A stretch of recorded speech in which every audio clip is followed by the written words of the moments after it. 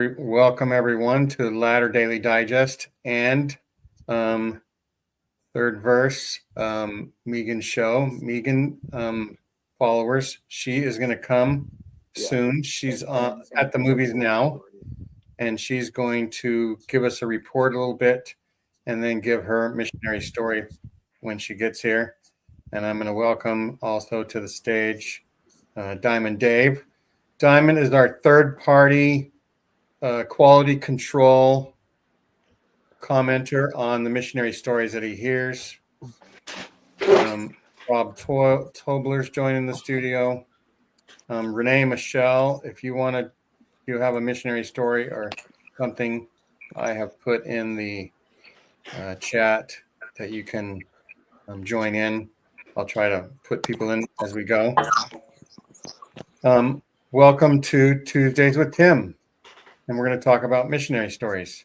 And it's the format of this show is it's as if we are all in Tim's living room and we're just chatting after dinner about stuff. And so anyway, welcome everybody to the show.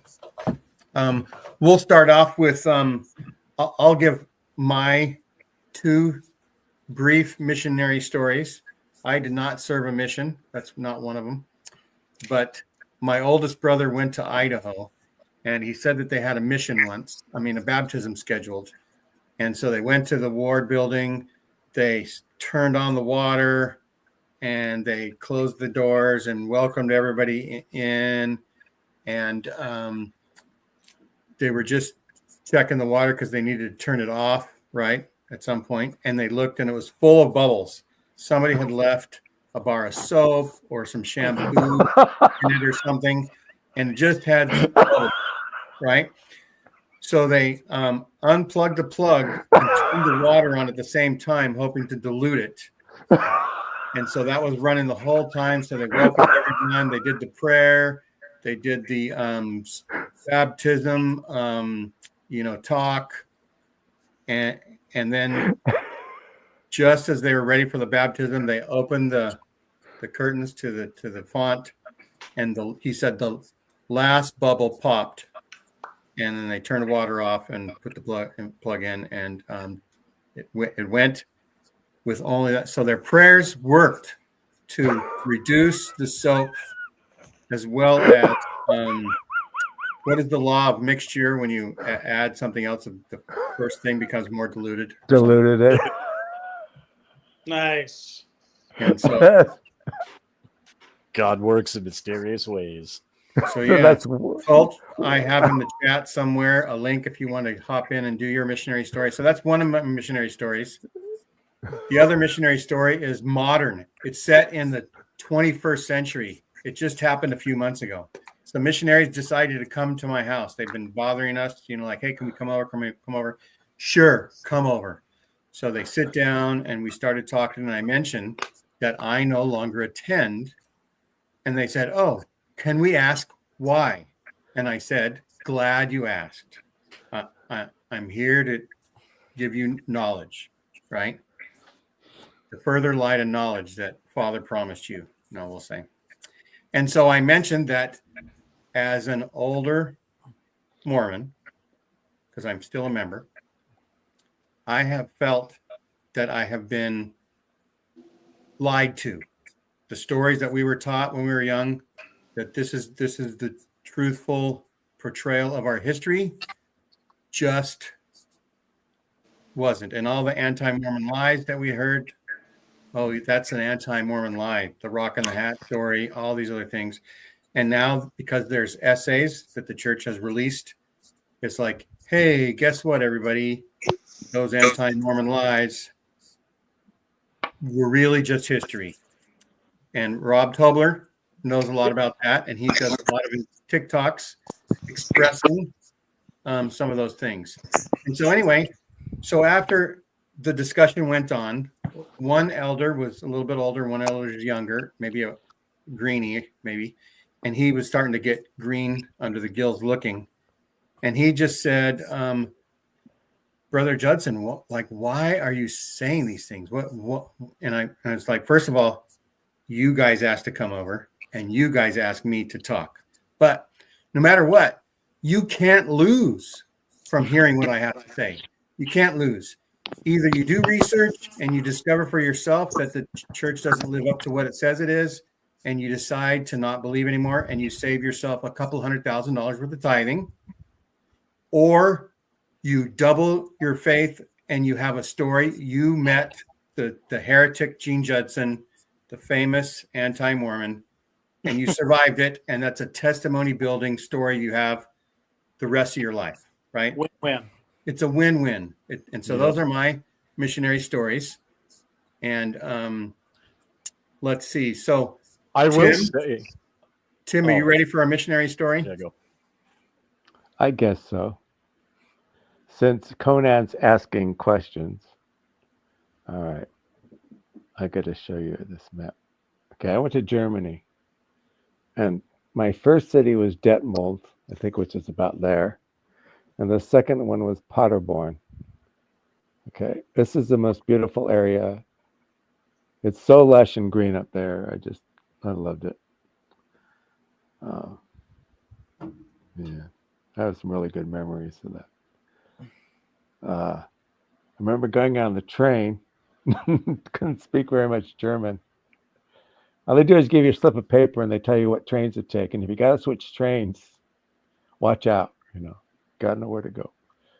And I think I stopped in Paderborn and I asked the guy, "Is this the train to Detmold?" And he said, "Yes." And I got on the right train. Companion met me. And where Detmold is they thought it's where Herman Arminius killed the Romans, his legions. There's a story about Do you Varna's recall legions. that happening, Tim, when you were a young man? That's What? my joke that you're old. Yes, I recall it as a young man. I do.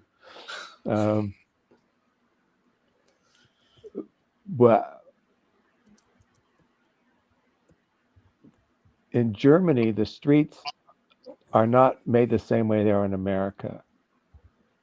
The streets are made out of cobblestones and sand, and the curbs are big blocks of stone. They're not concrete like they're in America. So when they have to work on the street, they dig it up and they move all the stones and stuff. Well, it was my first night. It was a Friday night, and we were out tracting. This guy invites us in, and he had escaped from East Germany back in the 60s. And his son was killed, his young son.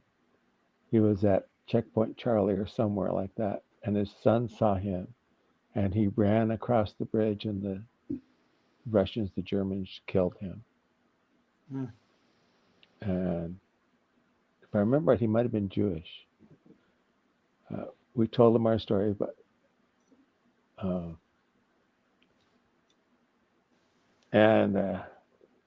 really touched me. And then we tracked. There was a British detachment there, and we went out to another part. I can't remember. Anyway, and we tracked it out. The British lived in this one apartment building. The Brits basically rented it out for their soldiers. We taught some British families out there. But we had this really weird experience where you were pretty much discouraged from going to welfare apartments, areas of welfare for poor people. We're invited in. It was really weird. I just remember a really weird feeling and wondering what was going on. And then I think one time we tracked it out a whorehouse, a brothel. The really interesting thing is what Conan wants to hear about was when I was in Paderborn, and we were going up to Bad Lippspringe up here on the B1, and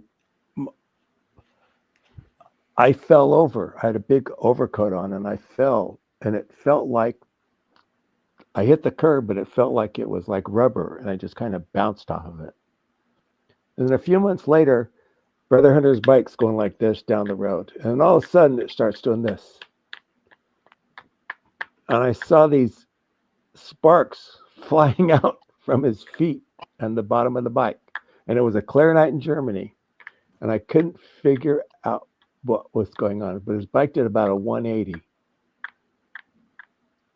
And there were other people who saw it too. I wasn't the only witness. It was just really strange to watch this UFO bike. or Holy Ghost related? I don't know. But to watch it do that, I mean, it literally bounced like this and it went around. It was just the strangest thing. That is a strange thing. That's wild. Wow. It was very weird. That's really the only supernatural thing that I can remember. But the Germans are very superstitious. Yeah, and this show is like in a way in honor of Heretic. It's been playing at the theaters. It was supposed to do 8 million. It did 11 million at the box office for the opening weekend. Really? So that's better than they were hoping. I think maybe they didn't advertise it a lot, and they were hoping to get a big push, at the beginning, and maybe word of mouth, and we'll see what it does next weekend. I know that Venom is been number one for a few weeks. I just looked yesterday at the box office mojo or something. So Robert, do you have a missionary story that you want to put in there? I do have a couple. I thought about, what stories do I have that are kind of like the missionary danger heretic story? And no, I haven't seen Heretic yet, so don't spoiler alert for me, okay? I served in Argentina, Mendoza, in 1992, and I had only known of 3 people from my ward who had served in that country. One was kidnapped and his companion was shot. Another one came home early because he got sick from food poisoning. He ate human feces. And a third got hit by a truck intentionally. So I went down there with a little bit of apprehension. Mission transfers usually occurred on a specific day of the month, like let's say the first Monday of the month, right? And I got a no notice emergency transfer to the furthest side of the mission in the middle of the month. And I just assumed I did something wrong and I'm in trouble, And not only that, I had to travel there alone, which was like a 9-hour bus ride. So I get there and I say to my new companion, do you know what's going on? Like, why am I here? Did I do something? I mean, what have you heard? He said, no, it's not you. He said, my companion and I, we had a little problem. I said, oh, what was that? He said, well, we were just riding our bikes on the street, trying to avoid potholes, and we both got hit behind from a motorcycle. We came off our bikes, the motorcyclist and the motorcyclist's 5-year-old child also came off of the motorcycle. The cyclist was an off-duty police officer, and he looked over and saw that his 5-year-old was face down in the street. So he reaches in the back of his pants and pulls out a revolver, walks over to the missionaries. One of them was a brand new greenie who did not speak Spanish, puts the gun up to his head, and he says, "Si mi hijo está muerto, yo te voy a matar." If my son is dead, I'm going to come back here and shoot you. Of course, the missionary does not understand Spanish, but he does understand this, right? Well, the guy went over, checked on his kid. His kid was actually just fine. So the missionaries got their bikes and they got out of there. They told the mission president, and the mission president decided that for that missionary's safety, he should transfer him. And this was the cause of the no-notice transfer. And I had taken his place. So I said to my new companion, so what was that missionary like? He said, oh, no, he was cool. He was from Idaho. He played soccer. I said, no, what did he look like? He says, short, blonde, a lot like you. Great. Thank you. Nice. Wow. Cool. Yeah. We had a police. We had a What are your police. reactions so far? I mean, they're pretty interesting. I was gonna say I did go on a missions trip in 2005 with a non-denominational church. Nothing crazy happened. I got Giardia. You know, Oh. nothing. Yeah, nothing like that. So long story short, we're in Minnesota, Grace Church of Eden Prairie in 2005, and I'm like 15, and they're like, don't drink the water because it's got parasites in it. You're not used to it. Don't eat the ice cream or the frozen yogurt because it has parasites. You won't be used to it. And my 15-year-old self was like, I've lived in other countries. I can drink water in India just fine. I could, in fact, not drink Peruvian water just fine. And I ended up in a hospital with like, it's a big open room and there's like 4 beds in it. And there were 3 other grown-in men, like men in there that were groaning and they were sick and coughing and had who knows what. And I'm sitting there thinking like, I'm going to die because it's like, you know, it's all going to fuse into one thing.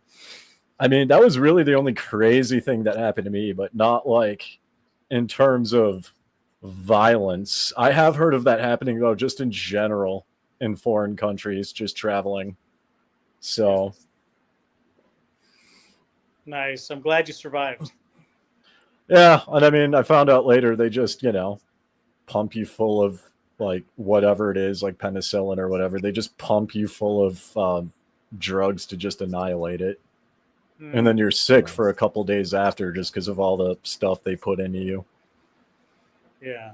Interesting. We had a policeman in Paderborn that hated the missionaries. He used to give us trouble all the time. We were at some place.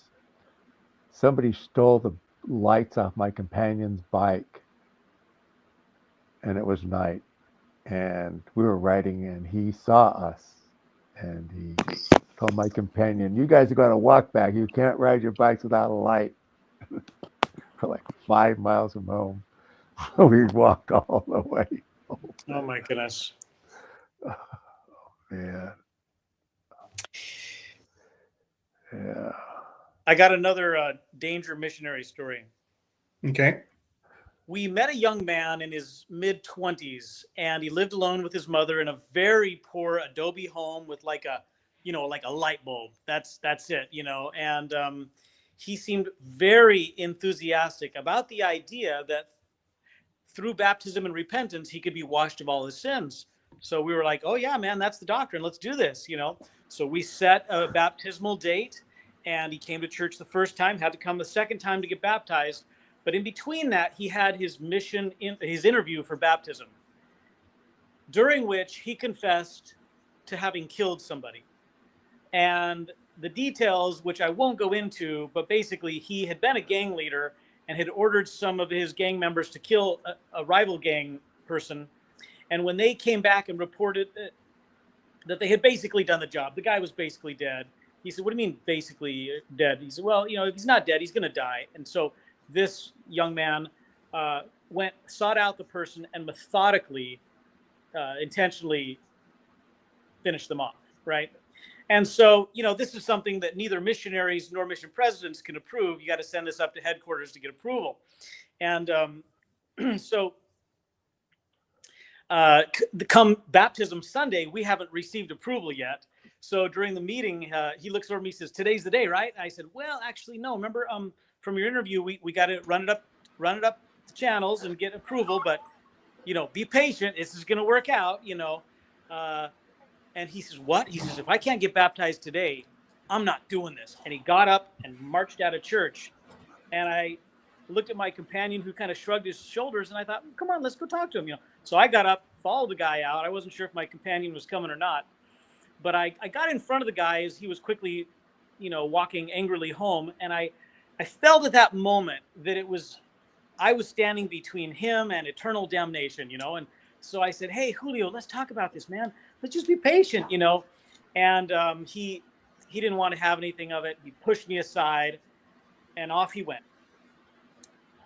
And that's kind of the end of the story. But during the following weeks and months that I lived in that area, I never saw Julio again, but I was constantly looking over my shoulder for him, because during our mission discussions, we had talked about repentance sometimes requires for us to make amends, a restitution. We need to return the thing we stole. We need to apologize. Maybe we need to go to the police and confess what we've done. And he had made it clear there was no way he was going to go to jail. And I remember thinking, there's a killer in this town, and he knows that we know, and he doesn't want to go to jail. And I was terrified. I was sweating bullets for months just thinking he was going to take me out, you know. And of course, did I write that home in a letter to my mama? No.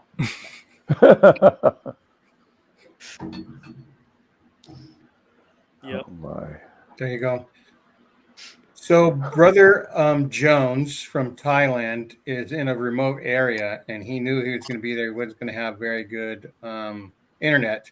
So I recorded yesterday a show, just a short clip of his missionary story.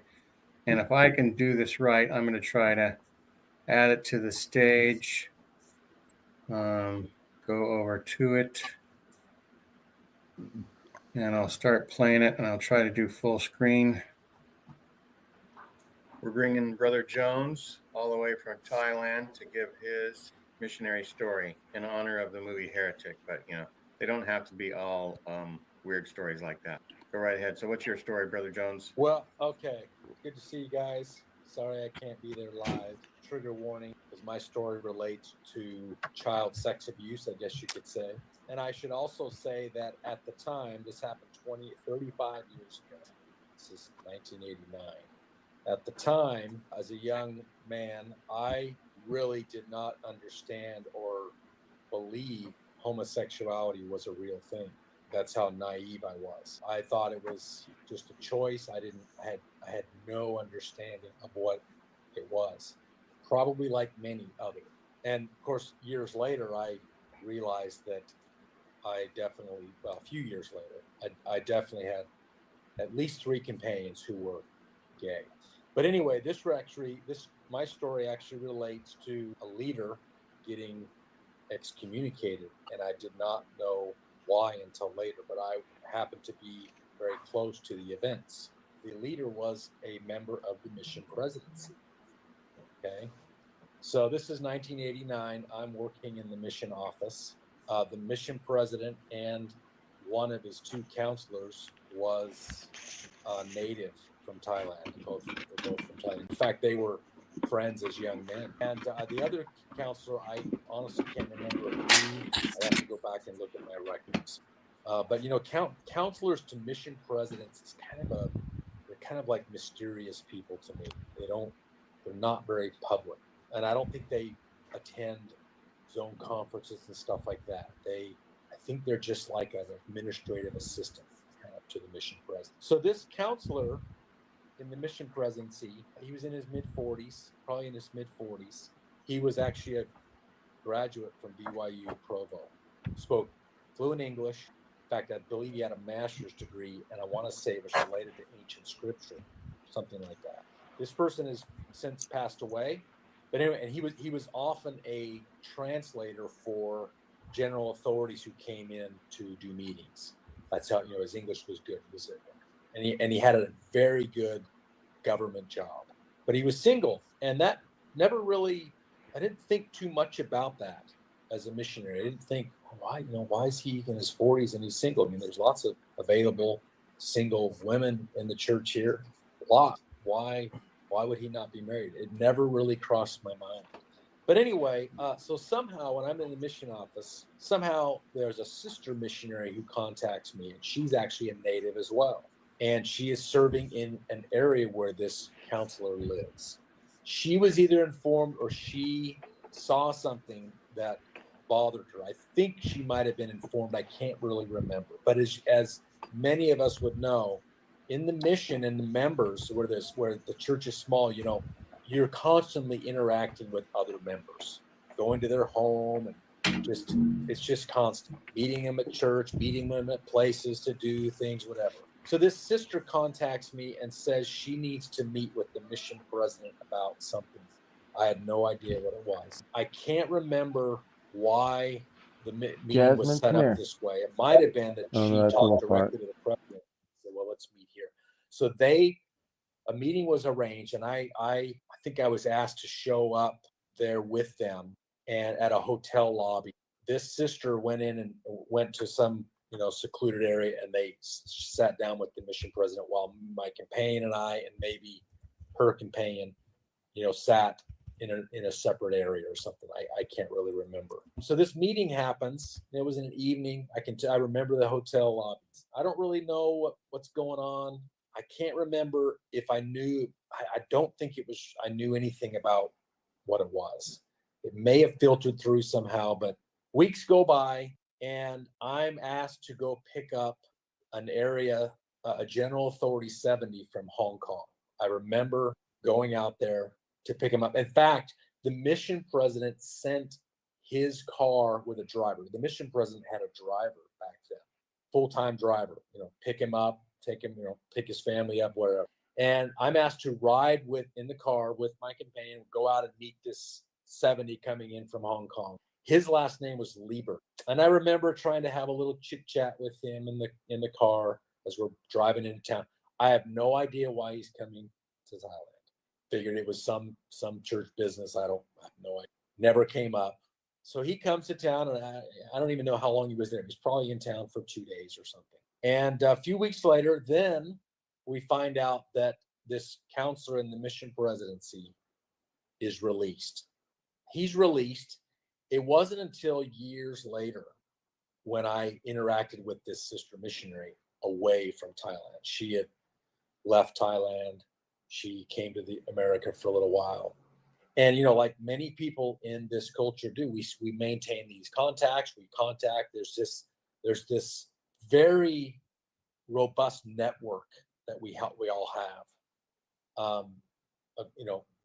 Information passes around and all that. Anyway, she basically told me that she either came to know or find out that somehow this counselor in the mission presidency was gay, and there were minor kids involved at his home. I don't want to get too explicit, but it blew up. That's why he was excommunicated. Of course, we found out later I found out later that he was gay. I did not know at the time. Yeah, so that's my story. One of many crazy things that happened. And we'll talk to you later next week. Okay. All right. Have a good day. Bye.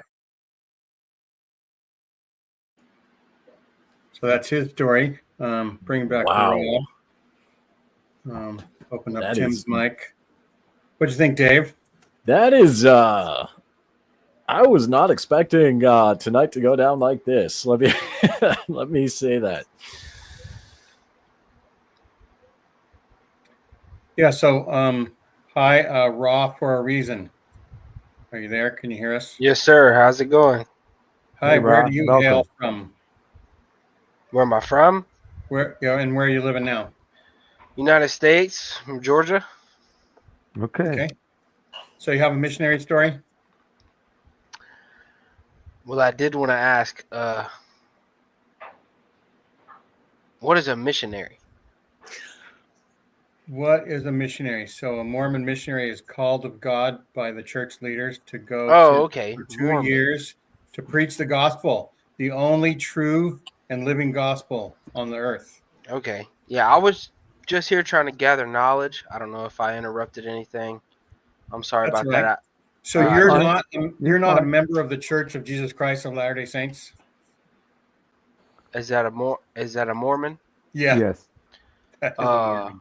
Well, I'm not saying I'm not, but I don't know much about it. Okay. Okay. If you want to Well, kick thank- me out, that's fine. I'm just here to learn. You can hang out. That's fine. Diamond Dave hasn't gone on mission. I haven't gone on mission. We're doing missionary stories. Have you ever seen the teenagers, the 20-year-olds riding bikes in a neighborhood? With their Yeah, names like I'm a big fan of college football, so the school like BYU. right. I know, yeah, there are those type of people. Yeah, The for sure. Lord is with BYU this year and not Utah, apparently. Yeah, Utah sucks. Utah got the short end of the stick last week, I believe. Yes, sir. I think they're about 4-5 now. I'm not sure. Don't they call that the Holy War? That I game? think so. I Yeah, think so. So, who is your favorite college team? Georgia. Georgia, the Bullfrogs, University Bulldog. of Georgia. Bulldogs. Yes, sir. How are they doing Cool. this year? 7-2 right now. Not doing as good as we thought, but we'll be So all are they right. still in the hunt? Yeah, with the playoff rankings came out today. They're ranked number 12, so Okay. and it's 12 teams, so hopefully Anything can happen. Cool. we could get there. Yeah. Cool. Cultural Hall, Bulldogs. Yes, I know. So, Culch, come on the show. Do I Yeah, need to let's put hear your another link story. in? Also, don't feel bad about hanging out to gain knowledge, because I mean, I guess I'm not a part of the church anymore, but even I don't know that much, so I'm just here to hang out too. You know, these are pretty good people.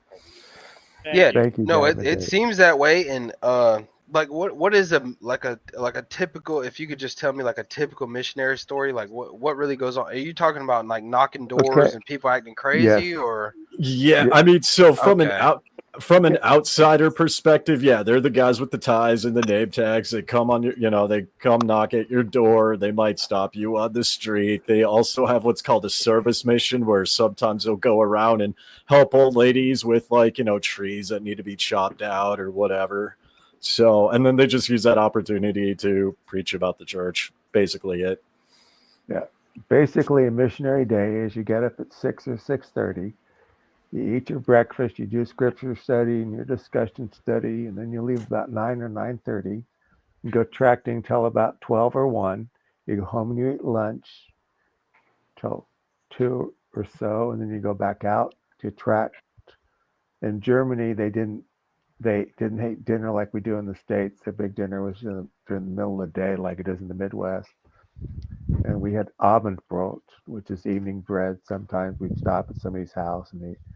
And then you go home and go to bed, and you wake up in the morning. It's the same thing every day, except for P days. Your preparation day was Monday, where you get up in the morning and you do your laundry and take care of your chores and anything you have to do. And then, like at 5 or 6, you dress in your suit and you go tracting that night and teaching and whatever. That's a typical missionary day. When I was on my mission, now they don't knock on doors so much. That was my day. And this goes on for 2 years. 2 at years. Your own expense in a Yes. location not of your choosing, but of an Well, assignment. I wanted to go to Germany. I got to go where I wanted to go. Okay. Lucky. There you go. I was so happy. And one of the reasons we're having this show, Raw, is that a movie came out called Heretic with Hugh Grant, and he invites 2 sister missionaries to come into his home, where he kind of tries to abuse them of their faith and then eventually abuse them of their life. And so that's a scary missionary story that's just played on the big screen. And I thought we would have a discussion about other types of missionary stories that exist as well. Megan Connor is going to join us. She's actually on her way home from the theater now, I believe, and she's hoping to hop on in 20 minutes or so, and we'll see what happens. Let's see. Rob, tell us what the MTC experience was for you. You're brand new. You had given a speech. Your whole ward was happy that you were going to be out of their sight and mind for 2 years, except for the people that wanted to email it or mail letters to you. What was it like to be in the missionary training center? It was a big wake-up call, because it was kind of like realizing the church can be a heck of a lot like the military. You say goodbye to your family, and then next thing you know, it's inspections of your haircut and your suit. And if your hair's not short enough, you go straight to the barber and get a haircut. And then you get a companion, and then it's just language study and studying of the lessons you'll be teaching from the crack of dawn to dark. And you do that for several weeks until they finally ship you out. And then you get to have on-the-job training. But for I a lot went of young through people, it's their first time away from home. It's a strict, rigid environment where there's a lot of pressure. And there's also a lot of pressure on making sure that you're actually worthy and that you haven't failed to confess some moral sins. So a lot of folks crack under the pressure and experience some emotional problems, and some go home early, and some make it through. But the main Wow. one is in Provo, Utah, but there are others throughout the world, such as Mexico City and places like that. I would have to go to a barber. Just saying, but I love my hair too much. I love my Maybe hair a little too much. trim. Nah, I'm good. This reminds me of a joke. There was this teenage boy who asked his dad if he could get his driver's license, and the dad said, "Well, son, when you get your hair cut, we can talk about it." A couple weeks later, the boy comes back and says, "Dad, I've been thinking about it, and some of the most righteous men who ever lived, Moses, Jesus, they had long hair." And the dad said, "You're right." And they walked everywhere they went. Waka Hellfire waka. Agency says that he performed an exorcism on his mission. He would join us, Ooh. but for some reason he's not able What? to enter the studio. Who is Bummer. this? Okay, when you say That is on his, Expo Joe, or Joe Rawlings, who wrote a book called Korihor Was Right, or something like that. The Korihor Wow. Principle, or something like Well, that. I Sure, did something effect, yeah. similar. We were doing a door, and my companion was arguing with the father and the son, and I literally raised my arm to the square, and in English, mind you, just like they show in the temple, I commanded them to leave, and they left. The father and the son left, or I think it was the son, and the father was down the basement getting something from the basement, and I could actually feel the spirit change.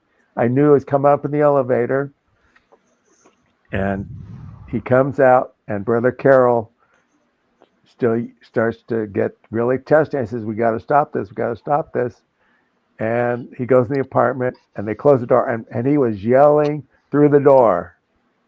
And I grabbed him, and I said, "We're going back to the apartment. I want you to think about what you did." That was in Oberhausen. Yeah. so Yeah. what exactly is a mission? Is it like a task, or is it? It's something that a young man is raised to do, to go out and preach the gospel, the Mormon gospel, to So the world. how would someone end up performing an exorcism during a mission? Like who?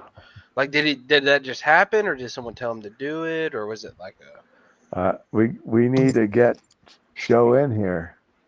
Yeah, we to need to get find Joe out. in here. Yeah. I think That's- because of like priesthood authority, right? Yeah. Who wants to describe the thing that you're supposed to do if somebody rejects your message? Well, that's where you. Dusting your feet. Okay. All right. There's another story. We were out tracting, and I had dust on my shoes. In the Bible, it talks about dust. We call it dusting, where you dust your feet, dust off your shoes, and you curse the town or the people. And this guy was Seventh-day Adventist. Remember that. And all I did was wiping dust off my shoes. And he turned white, and he came out to me, "Are you cursing me?" I said, "No, I just," I mean, this guy's Seventh-day Adventist. We're Mormons. So he's going, he must have some authority or something. No, I'm just wiping the dust off my shoes. Oh, man. Yeah. Yeah, and you're supposed to follow the Spirit if you ever do that. So what is I don't know if this is a dumb question. I'm new to this. No so questions are dumb. What is the longest mission y'all have ever been on? Well, it's 2 years. 2 years? 2 years. Yeah, I think it's 2 years universal from what I've heard. Yeah, 2 years. Okay. Well, I'm sorry. No, it's okay. What is like, let's say you're knocking on people's doors or something, you're trying to spread the message. What is the longest you've spent at someone's door or in someone's house speaking with them? Could be an hour to 2 hours. Hour to 2 hours? Is that Yeah. pretty much average? An hour is probably half an hour to an hour is average. Like Are one night- most people disrespectful towards you, or Well, a lot of people don't let you in the doors. Let's put it that way. Most people reject you, and then some Reject people are you, yeah. respectful, but most people are good people. yeah? Like when it's cold, My they job let you in. is like a not a door to door thing, but I work with multiple customers, multiple houses a day, and most people are good. I'd say most people are really Yes. nice, really welcoming. The world's not really what they tell you it is. No, most people are I think nice. it's a good world out there. Yeah. It is. It is. Most people are, they just say we're not interested. That's fine. We just move along. Oh man. So here's another Okay. thing. I got you another know, story. I got another story about a just dog. 1 second, Tim. Just a Okay. second. So I live in California, and there are missions up and down the coast of California. Catholic missionaries, like Friar Tuck, kind of outfitted, came with the conquistadors and other people and set up every 30 miles along the coast of California. They built a mission. They used the native people to help, build everything up. And so that is what missionaries were a long time ago. And so nowadays they just say religious mission trips people go on. And I know the LDS Church doesn't like it when people categorize it as mission trips. And they, but for missionaries for the Church of Jesus Christ of Latter-day Saints, it's what we've been talking about now. Okay, go ahead, Tim. Okay. These people had a dog that was on the upper floor of an apartment building. And we could hear the dog barking. And the guy opened the door and the dog ran towards us. And we jumped down a flight of stairs. This dog was on a long leash. And he was baring his teeth and everything at us. I think that was an Essen or Oberhausen. Gosh, yeah. And he was laughing. I remember them laughing. I was scared shitless, man. Megan Connor has joined us now. Welcome, Megan. Megan, Hi to there. the party. Hi there. Thank you. Welcome. Hi. Are Great you to going to see have you all. dreams tonight, or are you going to be able to sleep soundly? There's no way I'm sleeping soundly tonight. Absolutely Uh-oh. not. Did you just go see that movie? I just got out. Yes. Okay. And all right. I'm not a big horror genre fan to begin with. Especially the psychological thrillers are disturbing for me. So this is going to be, it's going to be a long night. Yeah, Go I don't now. like 'em either. Now go see Conclave, which is a much better film, and you'll be much calmer.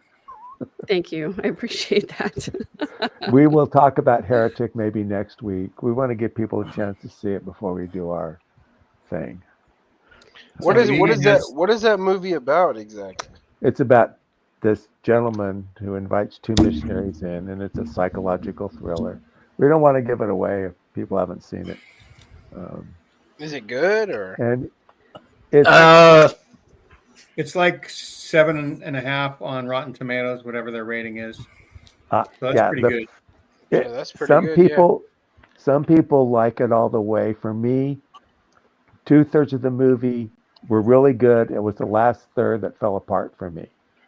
Now I'm going to watch it again. Okay, I'm not going to judge it too harshly. I did Right. like it. For but some people, the last third Gosh. put the stamp on what the movie's all about. And Yes. for them, that is that, people who have resolve and can think and fight back, that they Oh shit, win my the damn. day. Okay, Megan, you have regular missionary stories as well? Well, I was not a missionary myself. My oldest daughter served a mission, and because I had a former spouse who was not a member when I first got married, we were inundated with missionaries all the time. And then I later was a ward missionary, which is a totally different experience, but similar in some ways. But it was really interesting to me, as a very young person, married and having missionaries constantly coming over trying to convert my former husband. It was really interesting to me to see some of those young men up close and see them as human beings for the first time in my life, because I had this, wide-eyed, dewy-eyed Mormon girl view that all missionaries were perfect and that they all followed the rules 100% and that they were all super spiritual. And then the more time that I spent with different sets of missionaries, I got to see the spectrum and the levels. And it was the first time that I sort of went, oh my gosh, there's cracks. There are cracks in the veneer. Yep. Yep. Some missionaries are a-holes. Sorry to interrupt, but I was trying to show this to answer a Conan the Librarian, but I use Suave Citrus Rush 3-in-1. So it's shampoo, conditioner, and body wash. If that's what I use on my hair. We'll try Thank to you get for- them as a sponsor. It is working well. Thank you for dropping your hair care routine. We appreciate it. Yeah, well, y'all are gonna make me blush. So I sent 3 out of 4 children on missions. The first one was our daughter. She went to Chicago, and where it was Spanish speaking. So she got to talk to mostly immigrants from, I think, Guatemala. They were very nice people. She got to learn how to cook and enjoy what pupusas are, I think is what they're called.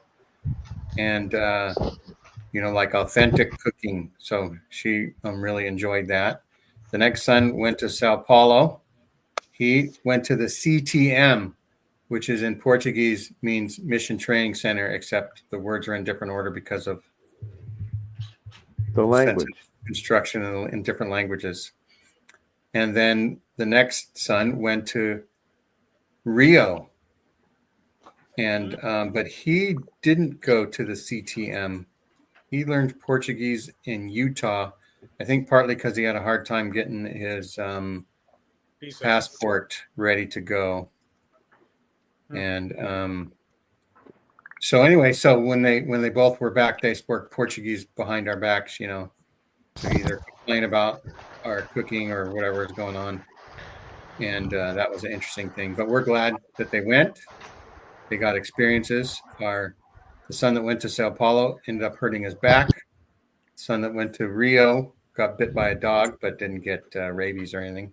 Or maybe he was just pestered by dogs. And so we, in a way, encouraged our children to go on missions because we didn't serve missions. And I don't know if that happens with parents sometimes, but that was sort of something we got to do. See, and I have one son that went on a mission. I have one daughter and 3 sons, and my second son went on a mission to Denver, Colorado. And Jean, that was something for me. I didn't get to go on a mission because I was married before I was old enough to go on a mission.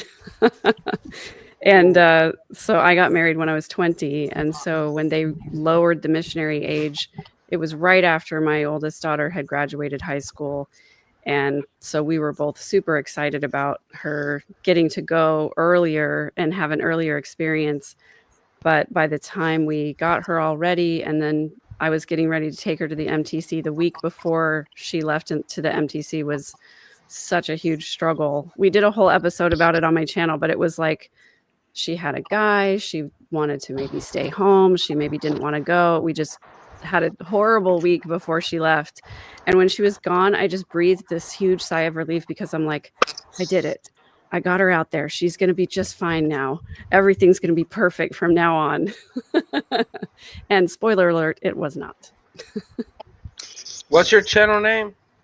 It's the Midlife Revolution. You can find it just with my name, Megan Connor. So Megan, Yes. Rob is here with us. Rob, Megan. Nice to meet you. Hi there. Nice to meet you. Rob is actually going to sort of follow in your footsteps a little bit. He's going to be doing a little bit more reconstruction instead of deconstruction coming up. So I want you guys to get together Awesome. and we can maybe do a show together someday and talk about how Rob's channel is going to look or something like that. Yeah. And Megan will give advice on air. And Exmo Joe is here to talk about The Exorcist. Joe saw The Exorcist while we were all seeing Yeah. Heretic. Tell Oh, no, us I saw about it this. He live was in The person. Exorcist. Say the power of Joseph Smith compels you. There you go. Um, Tell us your Exorcist story. Okay, so the Exorcist story is the one that drew the attention. Okay, cool. So I was in Peru, and one of my investigators was this kind of squirrely kid. He was nice enough guy, kind of quiet. You could tell there was a lot going on upstairs with the guy. He was, he was intelligent, didn't talk a lot, and when he did, weird things. He'd say some weird things. In retrospect, I think he probably he was probably on the spectrum. But then, now that's like the soup I swim. I'm like, everybody's on the spectrum. Hold on, who's trying to get a hold of me? Okay. And he contacted me and said, what, Satan? Thank you, church lady. Could it be Satan? And guy comes to us one day. We met him at, he didn't really have a place to live at the time. He was living, just kind of couch surfing. So we met him at the church to give a discussion. It was his second discussion. So, of course, we're going to invite him to be baptized because that's how that makes sense. And so he asked us, he said, do you believe that people can be possessed by spirits? And I said, yeah, of course. I mean, it says in the Bible, there's all these accounts of people who were possessed by spirits. And he says, can you cast out spirits? I'm like, well, if the apostolic mantle is for anything, it's for doing apostolic things. So I said, sure, we can. And so he said, I would like you to cast a demon out of me. It keeps me up at night. It tells me dark things. It tells me to do things that I don't like.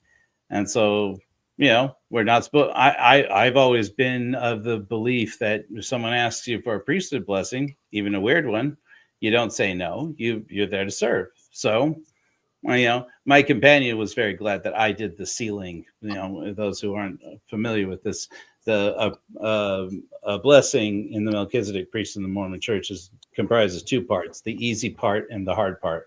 So my companion was glad he got the easy part, and I got the hard part.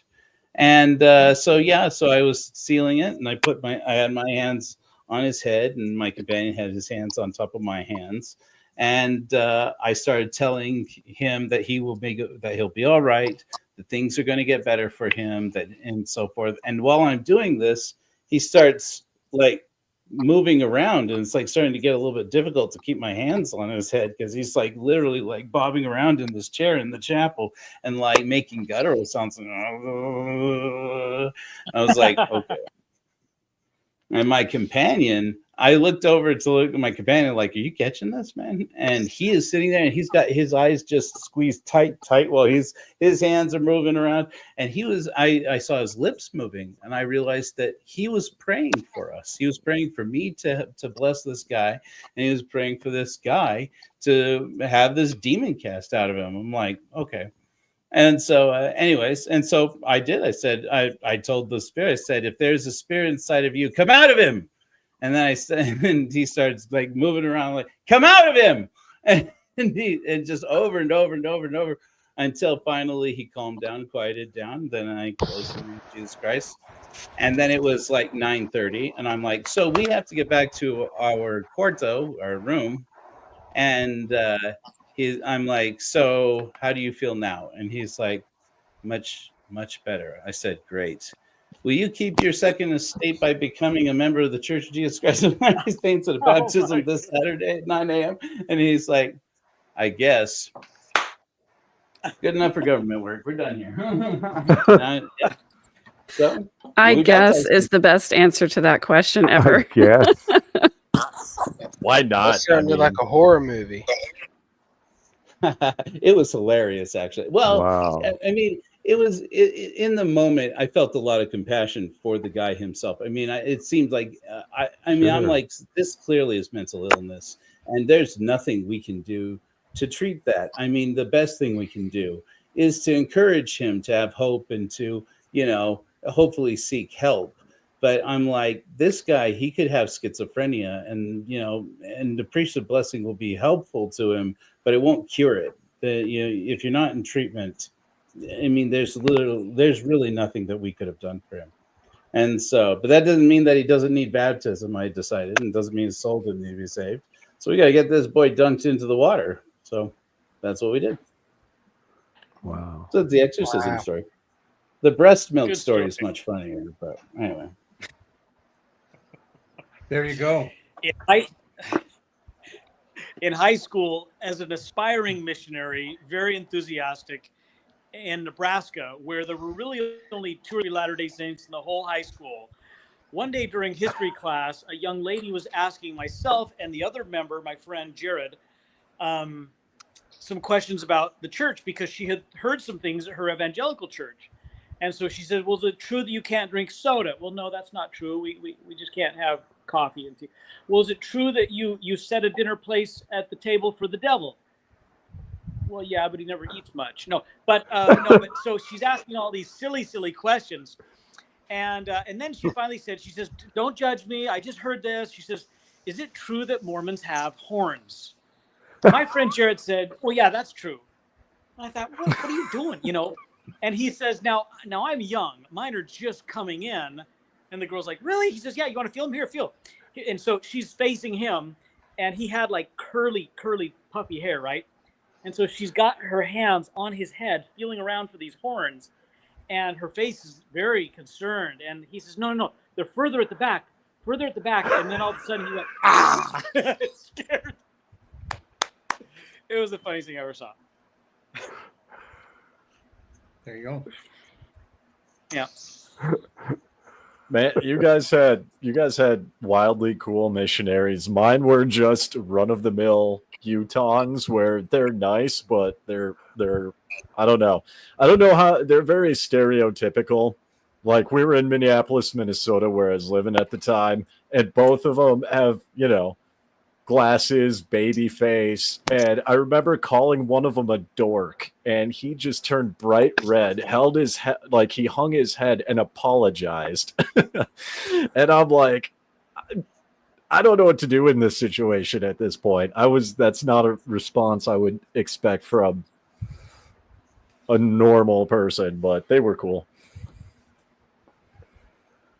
Let me tell you, when you're a missionary, especially those of us who are not from Utah, like, I mean, I'm an Arizona boy here, or I was at the time. And let me tell you, you hope and pray of anything that you don't get a mission companion, or worse, a district leader or a zone leader from Utah. The Utah Mormons, they were the worst. What's up, my boy?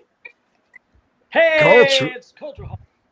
I finally get on a show with Kulch live. Hi, Cole. It's the cult of Kulch, baby. Coach, where did you serve a mission? Hey, we can't hear you. Are you muted? No, you can't hear me? Oh, no, we can hear you now. I can hear you. Yeah, we Okay. hear you. Here now. You must speak, Korahor. You must speak. Yes. I'm here. Oh, Okay, where'd you I'm serve your hearing a mission? delay. Oh, do you? Blah blah blah blah blah blah blah blah blah. Do you hear that? Do you have StreamYard and YouTube open? Let me 'Cause see. Oh, it's- yeah. Let me. I might Close your do. YouTube. Yeah, Yeah. mute the YouTube. Are you new? I mean, my God. I'm a little new here. Okay, I think I figured out the problem. What's up, guys? Howdy. So What where'd you up? serve a Welcome. mission? I went to the Philippines. Ooh. Yeah. I'm trying to think. I don't know if I had any cool stories. I had one where it was probably like 6 months before I was going home, so I was pretty seasoned missionary, and I was out with my big Samoan companion, who was from like real Samoa, not American Samoa. He was like real Samoan. So his English was shit and his Tagalog was shit. But somehow we made it work. And What is anyways, shit? What is shit I'm in not- the Philippines? Yeah, I was gonna say, what do you Spanish. say? How do you say shit in Tagalog? you'd Yeah, say Tagalog. tae. T-A. Hi. Hey, we don't allow that kind of T-A-E. language. No, I'm just kidding. Clean it up. Tae is the word Scheisse, for merd. it means poop. I don't know if they had a word You're for in shit. America. You're in Trump's America. Speak English. Tae. That's I know right. I could get in trouble. But anyway, we were having just kind of a shitty day, and I was kind of down in the dumps, and we're walking around. And when you're in the Philippines, if you're a white guy, everyone calls you Joe, not Exmo Joe down Yeah. there, but they call you Somewhere, yeah. Joe. And From when you, G.I. Joe, right? yeah, From, yeah. from G.I. Yeah. Yep. And when they prep you in the MTC, they let you know that, like, just get prepared. Your name's Joe, and everyone's going to call you Joe. And, after being there for a year and a half, I'm sick of Joe. I'm just not having a good time. And I'm I've got sick of you. I've got these teenagers who are on this like 50cc motorbike, 3 of them. So like one's Oh, my. driving and then 2 sitting on the back, and they're just driving around me and my companion, calling us Joe, taunting us. And so I'm watching them out of the corner of my eye, and they're coming up behind me, and I just lose it for a sec, and they come by, and I shove the guy on the back, and they go off and crash. And so they hop Oh, off their no. bike, and they're coming at us to fight. And then my big old companion, he just unleashes on him in his shitty, we called it Carabao, like water buffalo, Carabao na Tagalog, his horrible Tagalog. He just starts cussing at him and telling him to get out of here, and they all take off running. So that was kind of a crazy story. And a story that, like, missionaries are supposed to be like polite and kind and patient. And I honestly just lost my shit, and I had enough, and I shoved those guys. And I was lucky that I had a big ass companion, or I probably would have got my ass beat. I'll That's say what's this: good. foreign missions like ours are quite a bit different. Like you tell these stories in the presence of guys who like went to Idaho, and their stories are about like freeze, like their toes nearly freezing off during the potato famine. It's like it's quite a different thing. The first time that you have like a swearing companion or something, and then when you become the swearing companion, it's like man, out here it's the Wild West, out in foreign missions.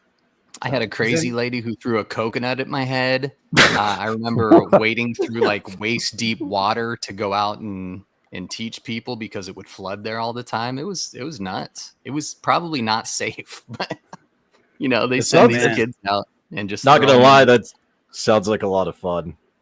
Yeah, it wasn't bad. I know a lot of people like hate their missions. And mine was hard, but I appreciated going to another country and like getting to enjoy the culture and meet the people and learn a different language. I like that, but there were tough times in the mission too, and those were some of the crazy times.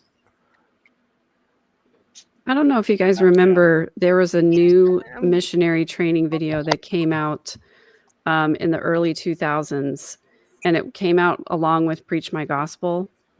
And that training video was actually filmed in the mission that I live in.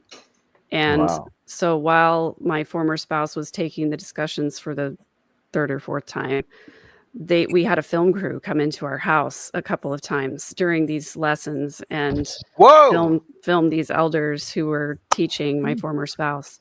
And we didn't make it into the movie because even though my former spouse did join the church and he was active for, I don't know, at least 4 months,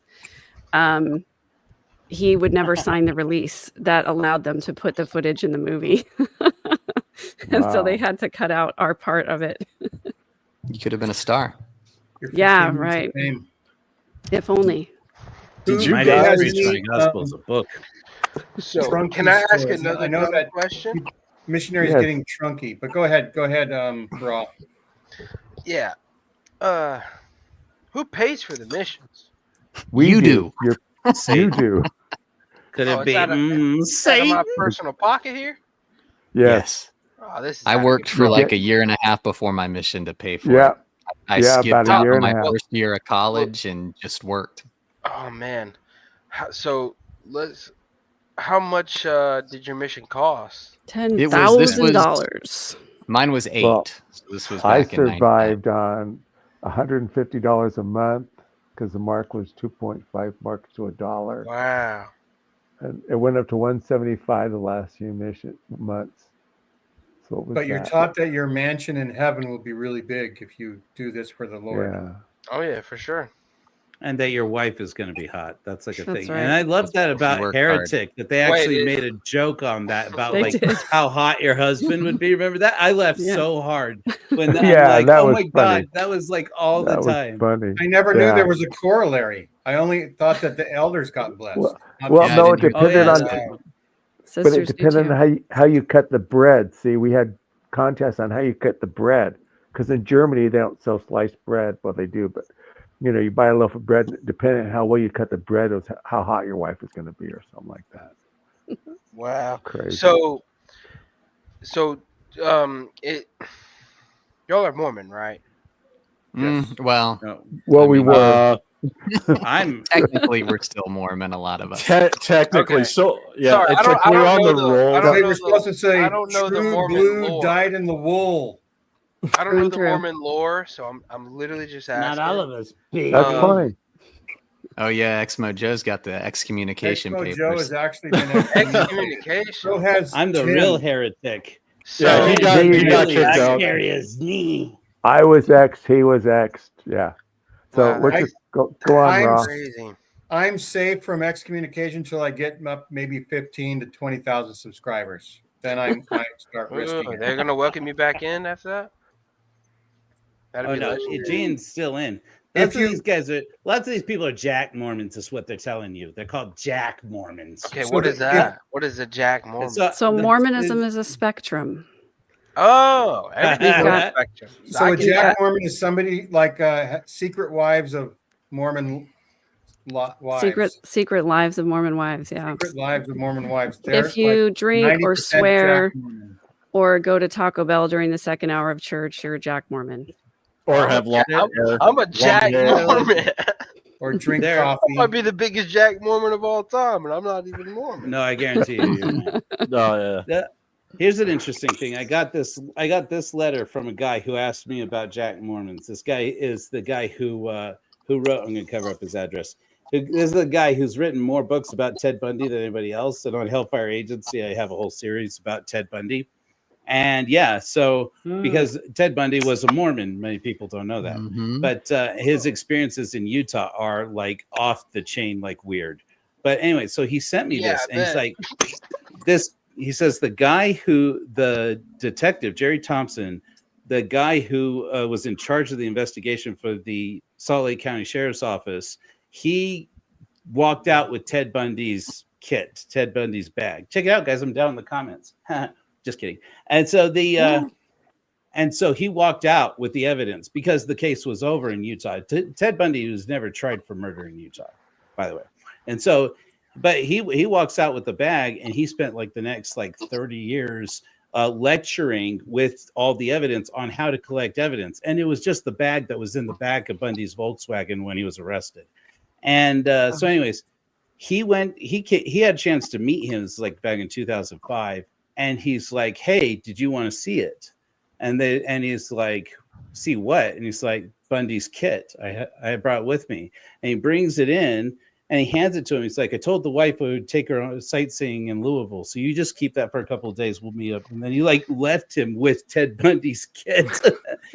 Anyways, so Crazy. the point of the story is this. He sends me a letter. He's like, send me your address. I'm like, why? And he's like, I want to send you a piece of Ted Bundy's garbage bag. And because he had pulled one of the garbage bags off the roll and tore it off and handed it to the guy. And I mean, my wife wants me to get rid of this. I'm going to frame it and put it on the wall. But yeah, anyway, so this is a piece of Ted Bundy's garbage bag that I'm trying to get my supporters on YouTube to decide. Do the souls of, I don't believe this in this at all, but do the souls of Bundy's victims, are they connected to the things he owned? Because if so, I need to talk to some of his victims to solve some of these crimes, because some of his crimes are still unsolved. So So you're saying you could do a seance maybe or something like that and try to solve the crimes? So yeah, why not? thi- I'll try anything. this bag came off a roll of garbage bags, right? Yes. So he did not use it in his crime. Oh yeah, no. Yeah, no. It's off. Okay. Yeah, No it's one of DNA the is on it. unused bags. No. Cooler if he did. Yeah, no kidding. I Yeah, don't none think of it'll be a those have problem. been found. Is that a None of bad those have been joke? I found, don't know. which I'm is not quite sure. an interest. I'm new to this. That's actually an interesting thing that we talked about. It's like, so, Bundy described using the bags to dispose of his victims, but they were never found. So however he managed to do it, he managed to do it in a way so that their remains disappeared. So it When was watching Dexter, did Dexter learn from Ted Bundy then? probably whoever wrote that show has probably read a lot of those, those true crime stuff. Whoever wrote that show probably killed somebody. So did he I know bury about his victims? Yeah, apparently he claimed that he would break them up into pieces, put them into garbage bags, and then he would put them in shallow areas and shallow graves. And a couple of guys I've talked to on the series have talked about that he probably did that for predation. In other words, so that the animals would smell them Right. Could come and then come and get them and carry them off. right. And so the wild animals were part of his disposal routine. But then then there's Laura Amy, the girl in the canyon. I have a series on Hellfire Agency. She's the real reason why I got into this. Well, that and then my whole past with Ted Bundy. But she was found up here in American Fort Canyon, whole and intact, just down by the river. And there's all these questions about what happened with her case because the law enforcement basically threw the case because they didn't believe Bundy really did it. And but it was a very different. I mean, a lot of things were different, and a lot of things were the same. So it's a big question. If it wasn't Bundy, then who was it? And why did they do it almost exactly the way Bundy did all of his other victims? So it's an interesting case. That would be a great horror movie. It has been. Dexter would make a perfect Mormon. On the surface, he did everything good, everything. You would never know his secret double life. He's so He could have clean been a cut. bishop. We had some interviews with that I got from a friend of mine, Chris Mortensen, of people who were in Ted Bundy's ward here in Salt Lake City, and they still talk about him like he walks on water. I mean, they know who he is and what he did, but they talk about him defensively, and they're like, people don't understand. He's a nice guy. He didn't do weird or bad things, which is crazy because I talked to other people who are like, he had meat hooks hanging in his kitchen. And he would hang pots and pans on it. And then all the Mormons remembered he was one of those people. He was a brilliant cook. Oh, Bundy was an excellent cook. He was one of those people who hangs their pots and pans up in their kitchen. I'm like, I do that, and I'm a decent cook. Even his chicken tasted like pork. Yeah,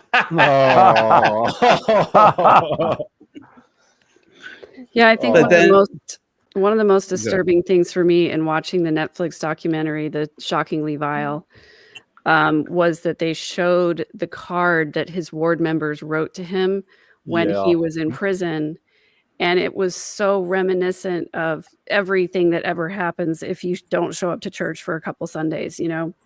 We love you, we miss you, little cartoons, the bubbles that say we're praying for you, all that kind of stuff. And it's so disturbing to hear you now say, Exmo Joe, that there are still people who talk about him with reverence for what a great guy he was. That it's just the epitome of Mormon culture. We ignore all of the bad stuff because we wanted to believe in the very beginning how brilliant and wonderful he was. And I have all this evidence right in front of my face that he was such a great guy. There's no way he was doing all these bad things. It's like the Mormon persecution complex gone wild. They're just out to get us. Ted Bundy was really a great guy, and everybody's just against him. And that's something that I've noticed being an outsider looking in and even just being in Provo and experiencing it. It's like if you're a member, people will overlook everything and they will back you regardless of what it is, because if someone attacks a member, technically you attack all of them. That's right. If you accuse a member of doing something, even it's true, well, everyone's going to double down and kind of circle the wagons because of the history of, the actual persecution that the pioneers went through. Right. So it's ingrained in the culture and it's passed down. with no mention of the persecution that the saints propagated on other people. Anyways. Well, yeah, and I mean, there's that, but I mean, just in general, there's, the whole complex that stems a couple hundred years back, and it's just passed down from generation to generation. One of the is the powerful thing. things about that too is that if you can get people to choose their own persecution, it becomes so much more powerful. They chose to leave their homes. I mean, arguably, yeah, they were being run out of their homes too, right? Mm-hmm. But they chose to leave at the time they did, in the circumstances they did. Some of the leaders of those wagon companies knew the wood was green. They knew the circumstances were poor, and yet they chose to go anyway, knowing that they were going to suffer and knowing that some of them were going to die. That's powerful. If you can get people to choose their own suffering and then not blame you for it, but blame some other unseen third party. Wow. I knew the guy that was the home teacher to that guy in Texas that killed the missionaries. Really? Remember that? Yeah, he was That's the guy's home teacher. Yeah, really wild. Because he went out there looking for him. I got another story, and then I want to hear Joe's milk story. Yes, the milk story. We might have to end with the milk story, or it'll be close to the end. But go ahead, joke time. Okay, Ross. So this is a look inside the life of a typical missionary serving outside of the United States. I served in Argentina in 1993, and we were under intense pressure to reach baptismal goal numbers. Between 80 missionary pairs, we had to hit a goal of 250 baptisms per month. Otherwise, we were berated, and we were told that we owed the Lord souls. And so on a particular Sunday, we had 2 baptisms set up. One was an older lady who was terrified of water, and another was a person who struggled with mental health and may not have needed baptism, but it was an option for those who struggle with mental health problems. So early morning, 5 a.m., we go to the church. We turn on the water to fill up the baptismal font because the plumbing in this country is horrible, and you'd need to run the water for 6 hours and just hope you could have enough water. In fact, the mission president had said, look, if you only get like 9 or 10 inches of water, you can have the person sit down on their bum in the font and just lay backwards and immerse themselves and then have them sit up. That's good to go.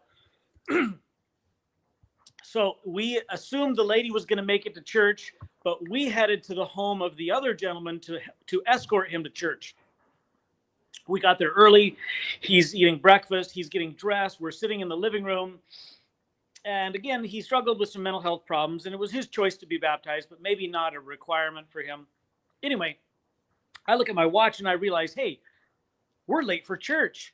And I said to the young lady, I said, hey, would you go tell your brother, like, we got to go. We're going to be late. She says, oh, he's gone. I said, what do you mean he's gone? We're sitting right here in the living room to walk with him to church. She says, oh, no, he went to his church, meaning his prior church, the Catholic Church. And, I'm a young 19-year-old kid with not a lot of social skills, not a lot of life wisdom, but under intense pressure to meet these baptismal goals. So I'm like, okay, you know what? So we walk down there to the Catholic Church, which is overflowing, people standing on the street trying to listen in on the sermon. And I see this young man right there. So I reach forward, tap him on the shoulder, and I say, hey, can I just talk to you just for a second? Now, the visual of what this looks like did not occur to me at the time. This is not a good look for the missionary or for the church. So he turns around and we start having a chat there. And we're like, hey, look, we don't want to waste your time if you're not interested, or nor our times. So tell me, what do you think? And right then, a car comes to a screeching stop, but we continue to talk. And then I feel this hand grab me by the back and throw me to the ground. I look up to see none other than a Catholic priest who has gotten out of this car, angry about us stealing his parishioners. So he then goes after my companion, and the two of them are nose to nose, yelling, spitting, and then the priest grabs my companion by the throat and starts shaking, or by the necktie, and starts shaking it around. So laying on the hands. Yeah. So So I get my body and my hands in between them and push them apart from each other. And I said, hey, I'm sorry, we're leaving. And then the priest turns his wrath on me, throws me down into the gutter, and begins kicking me. Anyway, I got out of there without any broken bones or any blood or anything like that. Needless to say, the guy did not get baptized. But our other missionary friends showed up at church to support us with this baptism. You know, they were our leaders and they were wanting to make sure that this baptism happened. Well, when they got there, we had news for them, which was, hey, the guy is not going to get baptized, just the lady. But they had news for us. They said that while they were walking to the church, a car had crossed the oncoming lane, got up onto the sidewalk and attempted to hit them. But they jumped out of the way, and then the car drove off. And I said, wow, that is crazy. And the missionary said, no, that's not the crazy part. We got to look at the driver, and it was a Catholic priest. And I said, oh, yeah, that's my fault. Sorry about that. So we get to the baptism, and this lady is terrified of the water. My companion gets in the water. She's sitting in a little white dress mini skirt kind of thing. I don't know what the church was thinking. But he's kneeling next to her with he's got one foot up, but the other knee down. And the knee that's down is close to her head. And I'm thinking it's going to be very difficult for him to lift her up. So I, as the witness to the baptism, and whispering, elder, switch your knees. And he's, making rude, like shushing me because this is a sacred holy ordinance. I should not be talking. Okay, so I stopped talking. He puts her under the water, and as he goes to pull her up, he cannot. And his body falls on top of her in 10 inches of water. And literally, he's laying on her, and she's flailing, assuming she's drowning. Water is splashing on the crowd. This is missionary life. Oh, man. Oh, I wasn't ready for the erotica there, Rob. Thank God. You gotta let it fill it. That is definitely the best story I've heard so far. Okay, thank you. See if breast milk can top it. Okay. Oh, I'm not ready for this. So first of all, this is the thing is the interesting thing. So my friend Heidi Love, who runs the Unfiltered Rise podcast, she and I were going to go see Heretic together, and we didn't go. We didn't wind up doing that. I went with my wife and saw it. We were going to get her and her husband, me and my wife, and go to it, but it didn't work out. But we talked about it. She was the one who told me about Heretic because we were talking about Ted Bundy on one of our episodes, because that was basically Ted Bundy's story. He was living here in the Avenues in Salt Lake City, and two sister missionaries knocked on his door.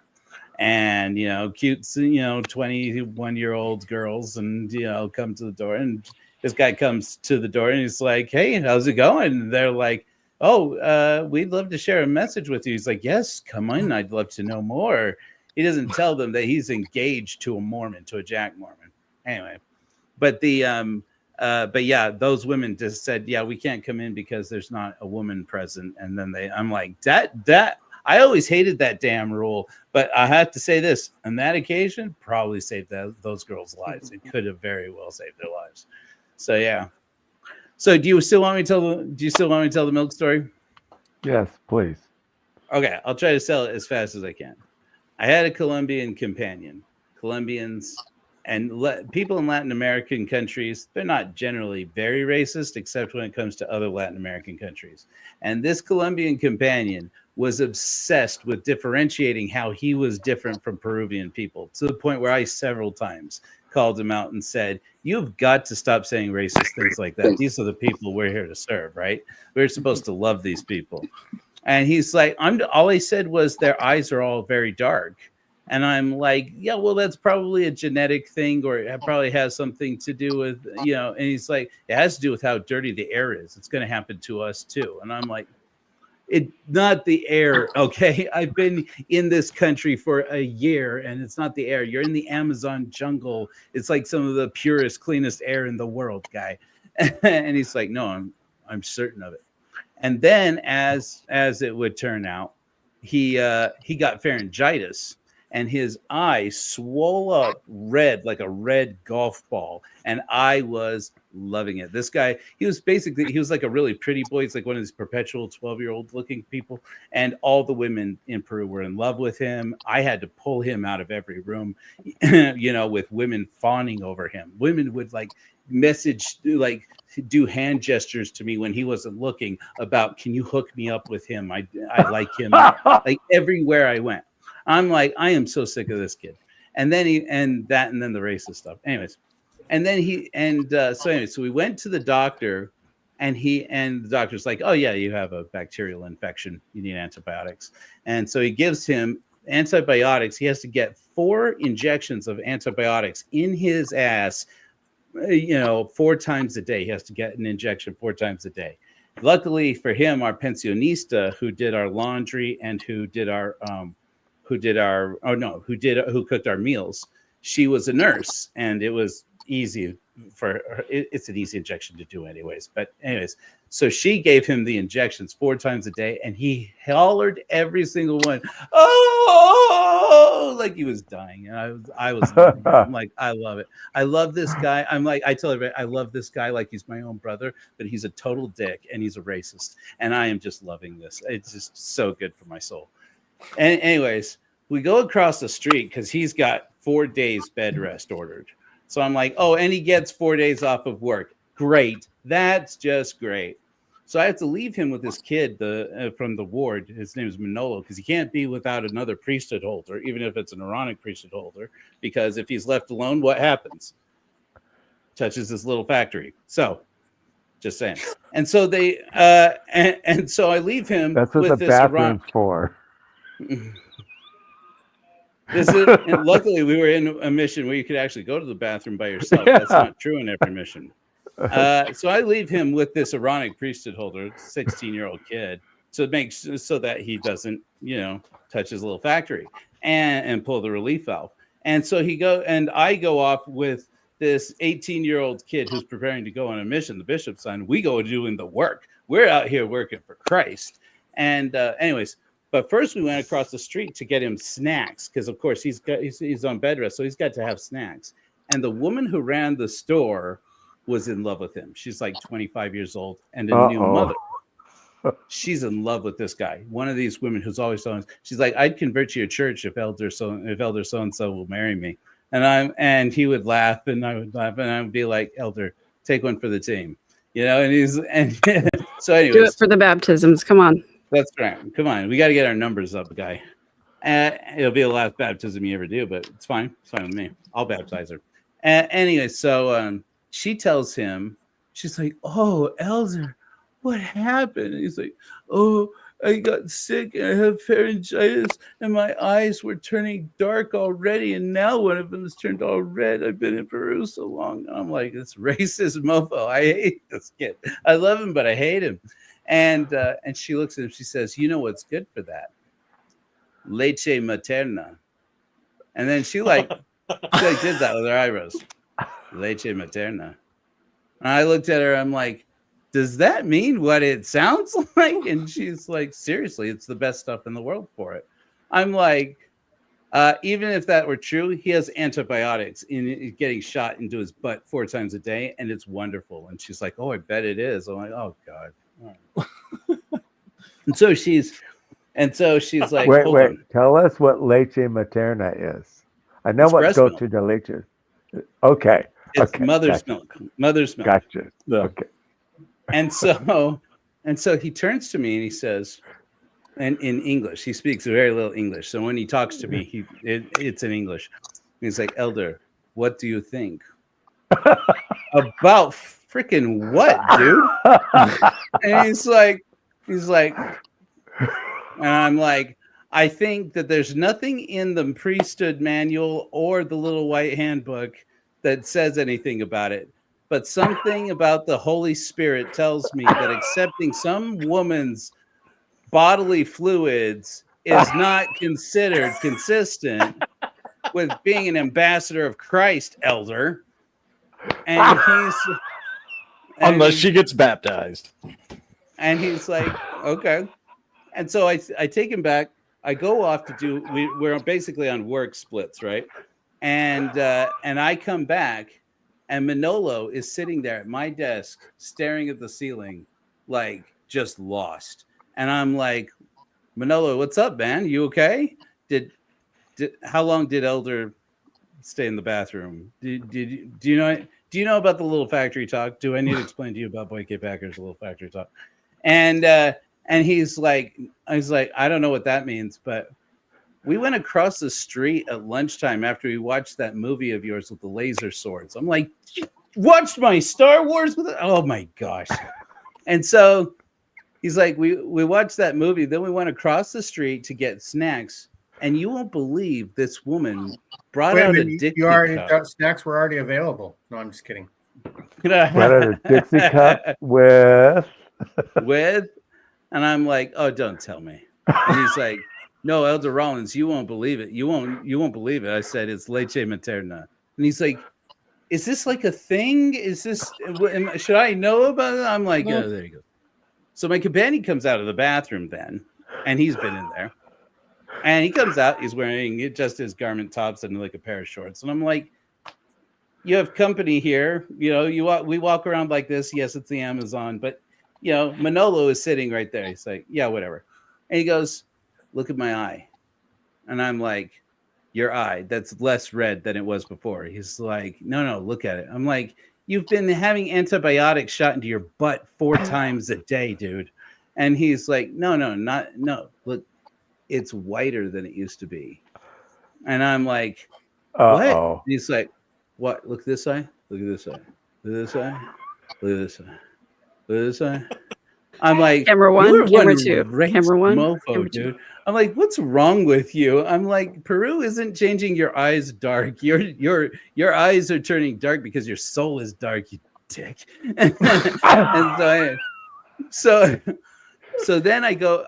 He's got 4 days bed rest. So I go the next day. I come back. Manolo is sitting there. And he says, Elder Rollins, can I speak with you? I'm like, yeah, sure. What's up, dog?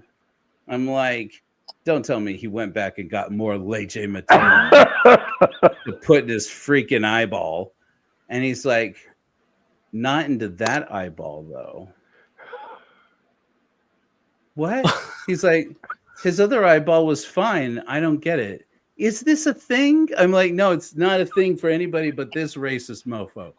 I'm like, he thinks it's whitening his eyes.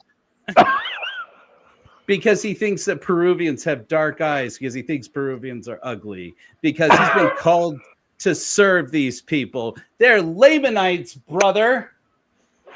So that's my leche materna story. We have a winner. Yeah, we got an official winner. I told that story at my homecoming when I got home. True story. And I thought they were going to run me out with pitchforks. I mean, my bishop was like, "Wow, Elder, that was quite the story." I said, "I didn't even tell the story where I killed a woman." Just like, and that was probably one of my most spiritually edifying ones.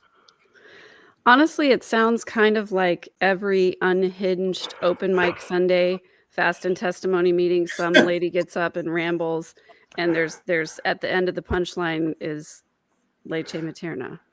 Leche materna. Slow and thankful Moni. Sometimes. Now, Yes.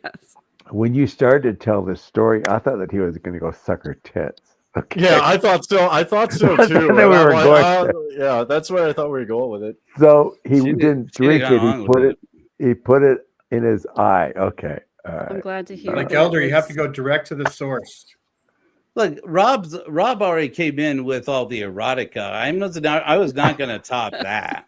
Yeah. The people screwing in the baptismal font. My wildest story in a baptismal font, besides the many times we got electrocuted in a baptismal font trying to What? heat it up. Yeah, What? because there was no. Yeah, in Latin America, I'm sure it's probably true of Philippines. If you want to heat up a baptismal font so that it's comfortable to baptize in, you have to put like an electric heater into it. It's like basically like a space heater, but you got to keep like part of it out of the water. And it's so many times that you're like standing in or near or over the water, and you let the heater dip a little too far, or you're holding it by the top and your hand reaches down and touches the water and you complete the circuit. 220 volts. So yeah, So you feel the spirit. Oh, you feel the spirit now. Oh, got this Holy Spirit. Holy Ouch. Spirit. I don't know. And Holy with Spirit. Activate. Activate. with these some of these stories, I think I might go on a mission when I'm 40. This sounds like a good time. I missed out. Those aren't the missions. Those aren't the missions that they're sending 40-year-olds. No, I know. Are you kidding me? They double over and die. I mean, are you kidding me? It explains why some return missionaries come back a little odd and they take some time to readjust to the culture and not being shocked repeatedly over and over and putting mother's milk in their eyes and things like that. Yeah, they have to be normal again. I more than once, like my first baptism in Peru, in Lima, it was the summertime, our summertime, so it was cold. I mean, it was cold in Lima. And this woman would not go under the water, And I'm like, it's spiritually significant that you go under the water. I don't know why, but it's like important. I'm like, just suck it up and do it. And we tried 3 times. And the third time I told her, I said, listen to me, this time it's going to work. I'm doing it because I love you and I want you to be saved. I'm sorry. Okay. I'm sorry for this. And she's like, what? I'm like, your soul needs to be saved, and this has to be done right in order for it to work. And I swept that bitch's leg, man. I put her right over my knee, and I slipped her feet right out from underneath her. Boom! And dropped her down under the water and pulled her right back up. She was a hefty girl, but I'll tell you what. That's exactly right. Just like in the River what Jesus Jordan. would have done. That's what I'm saying. That I remember just like Jordan. I remember when I went to Lima, it was the same thing. It was like cold there and people were walking around in parkas, but because we came from Minnesota where it's negative 65, we're all running around in t-shirts and shorts and everyone's looking at us like we're nuts.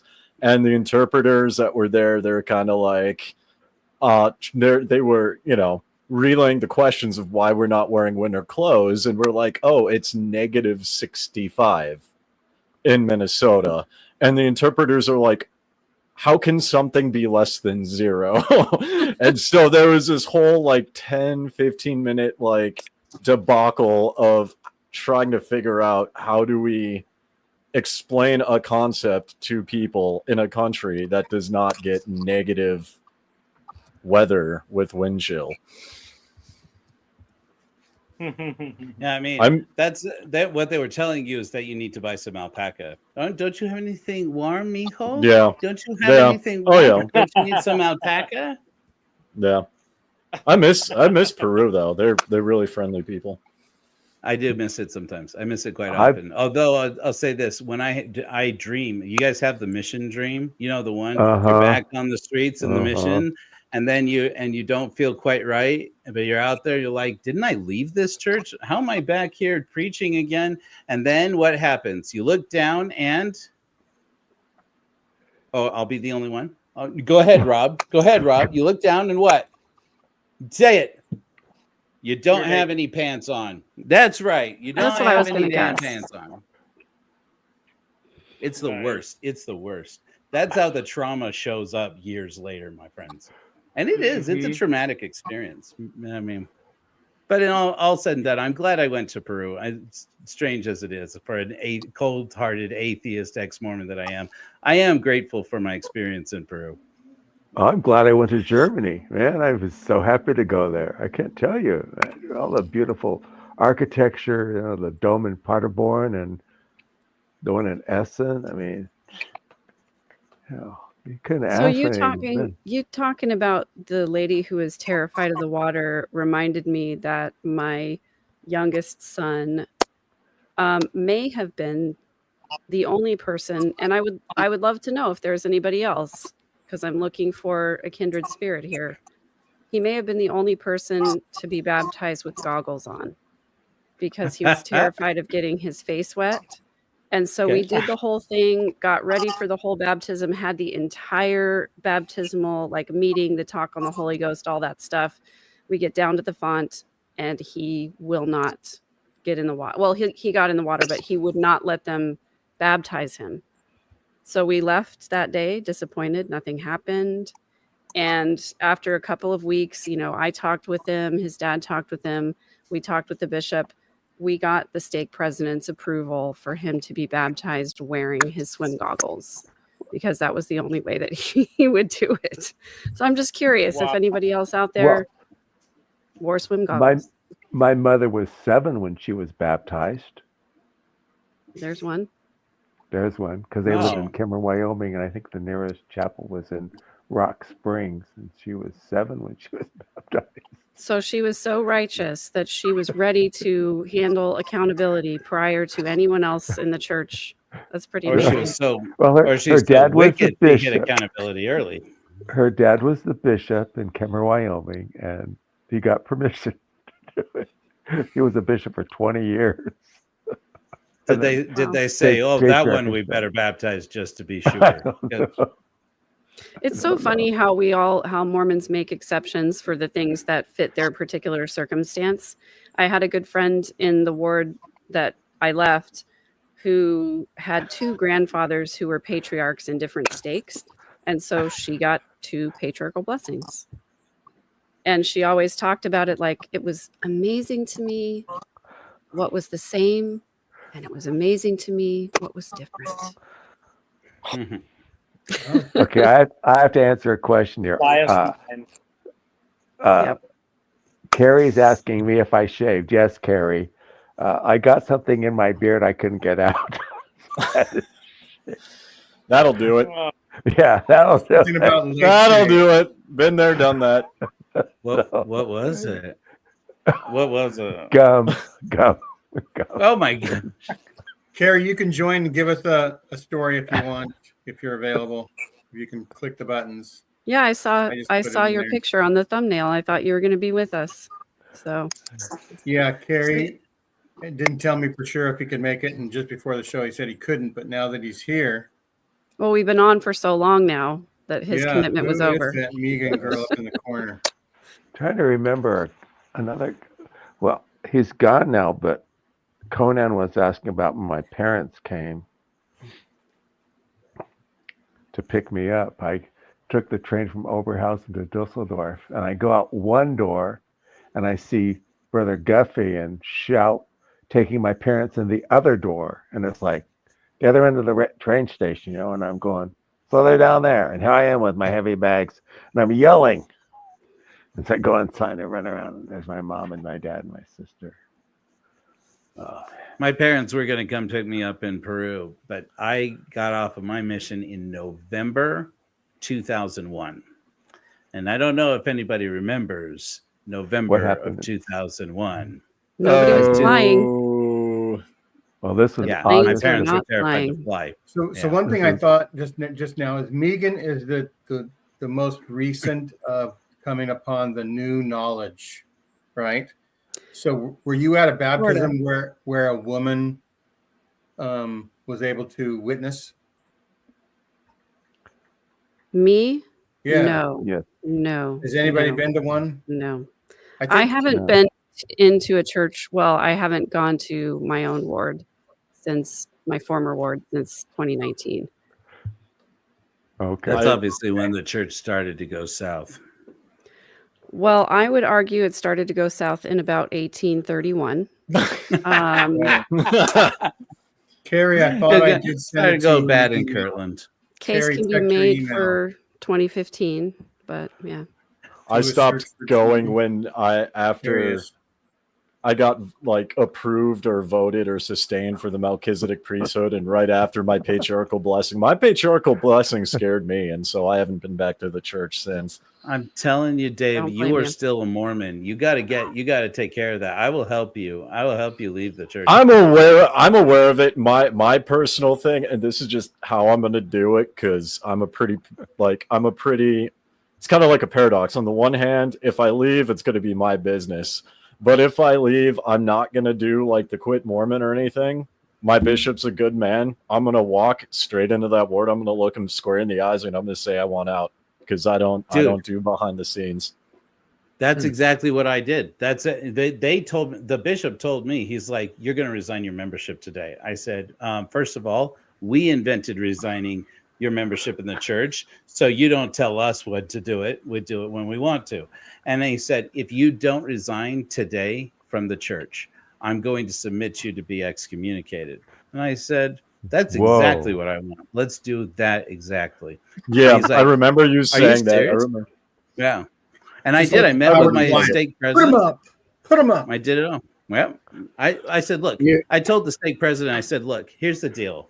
I don't want to sneak out like a thief in the night. I want the church to have closure with me, and I want to have closure with the church. I know it's going to be hurtful. I know it's going to be painful for me, but I want it. I want that. I want the moment to look at representatives of the church in the eye and say, Joseph Smith is a liar. Joseph Smith was a con man, and tell them directly to your face, if you're going to kick me out for a reason. This is the reason. And so, that's exactly what we did. You know, that confrontation, it's obvious Satan has entered your soul, young man. I mean, all you have to do is flip and repent, you hard-headed, hard-nosed. Oh, Hellfire Agency. There Hellfire Agency. I do have a complaint then. I actually had to serve a mission. No, I'm kidding. I had Those aren't my mission. complaints. Did you serve a mission? Yeah. Oh, yeah. Okay. Yeah, you missed. Okay, so do you know what leche materna is? I'm late. Oh no! Here we go again. Here we go again. Time for the late professor. Rewind. Just shorten it to 1 minute summary, will you? I don't want to hear all your flipping miracles. Just go back and rewind and watch it. Yeah, just rewind and watch You need it. the whole story. You're just gonna have to go back. If I remember, Terry served his mission where Noah's Ark left on its journey. Wow, and Adam set up an altar down in the southern part. And it's still there. And by the way, Megan, I really enjoy your show. Welcome to YouTube. Thanks. Thank you. Good to see you. Yeah, I'll follow your YouTube. You have a good, I don't know. You have a good spirit in you. I don't give a damn what the Mormons say. So, of course, and I don't the Mormons say anyway. But the lights have left my eyes. My countenance has dimmed. I'm full of the spirit of Satan. What is Megan's channel? It's just my name, Megan Connor, but it's the Midlife Revolution is the name of my podcast, and I think it might be at _verse on all the social media platforms except LinkedIn, because that one sucks. Oh, I thought you. I'm giving you a sub. Thanks. So kind of you. Yeah. I'm going to go follow all of you guys after, because I didn't know any of you existed until tonight, except for backyard. Yeah, no, that's not true. I am a sub to Hellfire Agency, actually. Found you a while back. Yeah. I hope you enjoy Fallout 4 videos. Yeah, I went to Missouri. Can I just tell you one quick missionary story, and then you can close it out since I showed up tardy? Yeah. If it's quick, you could do 2 missionary stories. Yeah. Oh, okay. Well, okay. My first missionary story is I went, I saw, I kicked butt, and I came home. Okay. Now my good story is while we were there in Missouri, I can't remember the towns. Anyway, not Florissant. That was down by St. Louis. Farmington, Missouri. I was there, and it was a small town. It's like Rigby, Idaho. It's just maybe 2,000 people. And somehow the local newspaper guy got wind that we actually lived right around the corner from him, but he got wind of us. So he came knocking one morning. He came knocking on our door, and I let him in, and we talked to him. I walked out, and he said, I'm the newspaper guy, and I'd like to do a story on you elders. And I said, well, yeah, sure. And I was I had been out for about a year, and I swear to goodness, on my sacred Book of Mormon, I did not realize I had to ask permission from the assistants to the president. Now, one of the assistants to the president was a kid I went to high school with, and we were friends. I knew he was in my choir class, and we had PE together and stuff like that. So anyway, I said, yeah, sure. And my companion and I let him have a story about us, where we were from, how long we've been out, what's your gig, and so on and so forth. And then my companion piped up and said, "Did you know that he can do the Rubik's Cube?" And he set the world record. I said, "Dude, we're supposed to be telling the truth, but I could do the Rubik's Cube, right?" So that intrigued him. And he goes, "Oh, well, I don't want to share that story. Show me how you do the Rubik's Cube." So I let my companion mix up the Rubik's Cube, and I'd been doing it for like 3 or 4 months. I learned it out on my mission because I figured the Holy Ghost was there to inspire me and strengthen me so it would improve my mind, right? So I learned the Rubik's Cube, and he mixed it up. And I promise, no, I did not set the world record, but it just clicked. There are certain patterns that you can see in a heartbeat on the cube. When you see it in a certain pattern, you know exactly which side, top, bottom, middle, whatever, you know exactly which one to flip. Now, I've done the Rubik's Cube enough times. I did it while we were tracting, and it always fascinated my companion. It was a great conversation piece to break into the conversation. Instead of asking them, "Hey, have you ever heard of Moroni?" I get to show them a Rubik's Cube. You ever seen someone solve one of these and, hand it to them and let them mix it up? Anyway, I set a personal best in front of that reporter. It was like 21 seconds. And Wow. I was completely blown away myself. It was the Spirit of the Lord. I think the previous best was like 44 seconds that I'd done. So I did like 21 seconds. And I was so thrilled. I was like a little kid on Christmas morning, and I told him all that. Well, he had taken a picture of me holding the cube mixed and then holding the cube completed. I still have that clip. I do believe it's in my missionary journey. One of these days I'll show it on my YouTube channel. So Cool. we did this story. A week later, the same guy, I can't remember his name. I'm sure he's long dead now. He was a heavy smoker and drinker, and he was in his 60s when we met him. But this same guy came by a week later and he said, "Hey, I've got tickets for the seafood restaurant on the river, and I'll take you guys to dinner. So thank you for making such a successful story." I have gotten more phone calls from that. And no kidding, for the next month and a half while I was there, everybody in the town knew who we were. They recognized us and honked and waved. I mean, it was kind of cool, Yes, I got 397 baptisms out of it. No, I'm just kidding. So we went to this restaurant, right? Now, listen it up. This restaurant, 2-story on the river. They just shipped the seafood up the Mississippi River and then over to the Missouri River. And that's where I think Farmington's on the Missouri. Anyway, the river's there. So we got in there. 2 stories, more seafood than the oceans contain in living sea creatures. I've never seen anything like this, ever. They had king crab legs the length and size of my arm. I so am not kidding. They had lobster tails that were like, footballs. I was just blown away. They had 229,000 different styles of shrimp. They had 3,914.89 types of fish. It was just sumptuous. And like an idiot, I ate, and it was $50 a plate. Now understand, that's 1980. $50 a plate. And this guy bought houses for $50. Small children. I ate $914.53 worth of crab. That was so flippin' delicious. And then I went and ate 897 pounds. So you got crabs on your mission? Tail. I was just blown away at how delicious it all was. So anyway, that's one of my fun missionary stories. We weren't allowed. I tell you the time I cast out the devil. Oh no. Getting crabs on your mission is almost better than it was spectacular. That was the burning in the bosom Carrie was talking about a while back. That's what that was.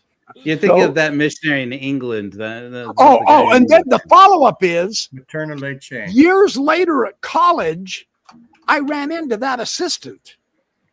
And he said, Shirts, we were so pissed off at you for doing that newspaper story without our permission that we were on the way to kick you off your mission. And then we turned around and I said, it's a good thing because I'd have kicked you right in the balls. I said, that did more good for the missionary labor. He said, you did it without permission and our authority. I don't need your authority to do the Rubik's Cube. I said, you asshole. Just because you're the assistant to the president doesn't mean I pray to you, genuflect, and worship your sorry ass. I was so mad at him when he said that to me. I said, shame on you. I said, thank you for not showing up. I'd have hit you right in the mouth. I'd have got sent home early for violence, sacred violence. I said, you think that's bad? Joshua lopped off heads. I would have let you live. And I'd have beat the snot out of you. That just went through me like hot melted butter. I suppose that was the beginning of my You ultimate. could have said, if I apostasy. needed to kill a whole town with a jawbone of an ass, now I know where there is one. Well, I mean, he meant well. You know, you got to follow the rules and all that. No. He did not mean well. With all due respect, BYP, this Thank is the you, Megan. entire thing of Mormonism. They don't give a crap about the outcome being positive. They cared about you disrespecting their authority. That's all they cared about. Yeah. And that's what burned me. I said, why are you so angry about it? I mean, he was still a little miffed. I go, dude, it just opened up all kinds. I mean, I had 3 baptisms. And I said, it just opened up all kinds of wonderful opportunities. How on earth could you have been mad about it? You I mean, committed the do I cardinal need your sin. permission to take a shower and eat breakfast too, you know? So anyway, yeah, it was The fun. cardinal sin of Mormonism is Was to that Debbie I emasculate saw getting on real quick? your superior priesthood authority. That's right. It's the gospel of obedience, not the gospel of love anymore. That's right. Yeah. Yep. Well, I wasn't. Yeah. Crazy. I wasn't totally obedient, but I wasn't evil either. I didn't go off and sneak off out of my area to go watch the St. Louis Cardinals play football or the baseball teams or whatever. I never did any stupid stuff like that. What I did is I read outside of the missionary library, but the books I was reading was like McConkie stuff and the extra Talmage books and the extra doctrinal stuff. And I got into B.H. Roberts and all that. So, I mean, Did you learn? Did you learn to you ended up love? here, backyard professor? I read Mormon doctrine a couple times. I read Jesus the Christ a couple times. Did you I learn to just love the want- Missourians no matter what they did to the Mormons? What's that? Did you learn to love the Missourians despite what they did? Oh, to the they Mormons? were awesome. They really were. Oh, and interestingly enough, the week before I went into the MTC in 1979, I believe it was I'm going to look this back up. A newspaper story showed up in our town newspaper that said someone, a lawyer or someone in Missouri, found one of the old laws on the Missouri law books dating back to like 1842 or something like that, that it was legal to shoot a Mormon on sight. Yep. And they only changed it in 1979. And I thought, Yeah. surely That's this right. is good news for me. So A yeah. miracle. Yeah. We're trying to get it passed in Utah, frankly. Wow. There was a Spot on. it's gonna be messy. It's gonna be That's right. be There's a new bad for sheriff in like town. gonna be bad for like a year and then amazing. Pollution amazing. thing of the Yeah, past. they were Um, so friendly. The Missourians were actually really breathtakingly friendly. We had in my 3rd or 4th area, I think it was in Florissant, Missouri, in fact, north of St. Louis. We actually had a minister who was our neighbor, some kind of other denomination. I can't remember now. And he was so kind to us when we actually tracked him out. He said, "Oh, ministers of the Lord." He said, come on in. And, Oh, no. and he let us give him a discussion. And he said, well, thank you. He said, I have heard that Joseph Smith story and all. He said, I'll tell you what, we're having dinner this weekend, Sunday afternoon, evening, early afternoon, evening, or late afternoon, early evening. Why don't you two come over and you can tell my wife and I more about the Joseph Smith story? That's right. We'll show you the We dungeon. thought it was a setup, but when we went there, we went You almost prepared. lived through Heretic. We You almost knew got our Heretic in scriptures. real life. But he didn't do a thing about arguing or ridicule. He fed us the most sumptuous meal. And then we had a fabulous discussion afterward. And when he saw us, shopping on P-Day or whatever, he would wave, "Hey, elders, how you doing?" I mean, Wow. and this was a minister of a congregation. So we went to his church and didn't tell anyone. But we went to his church as a show of respect, And it was, they were very friendly because he had told them, his congregation, about us tracting in the neighborhood and to please be nice because these are some mother's children. He was just super nice. It was pretty impressive in my opinion. So anyway. Renee Michelle says that there are more Mormons in California than Utah. And while it's not the exact numbers game, what I'll say is there are more good Mormons in California than there are. That's right. That's right.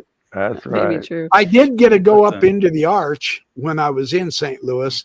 That was Wow. quite an experience. That was Nice. something else.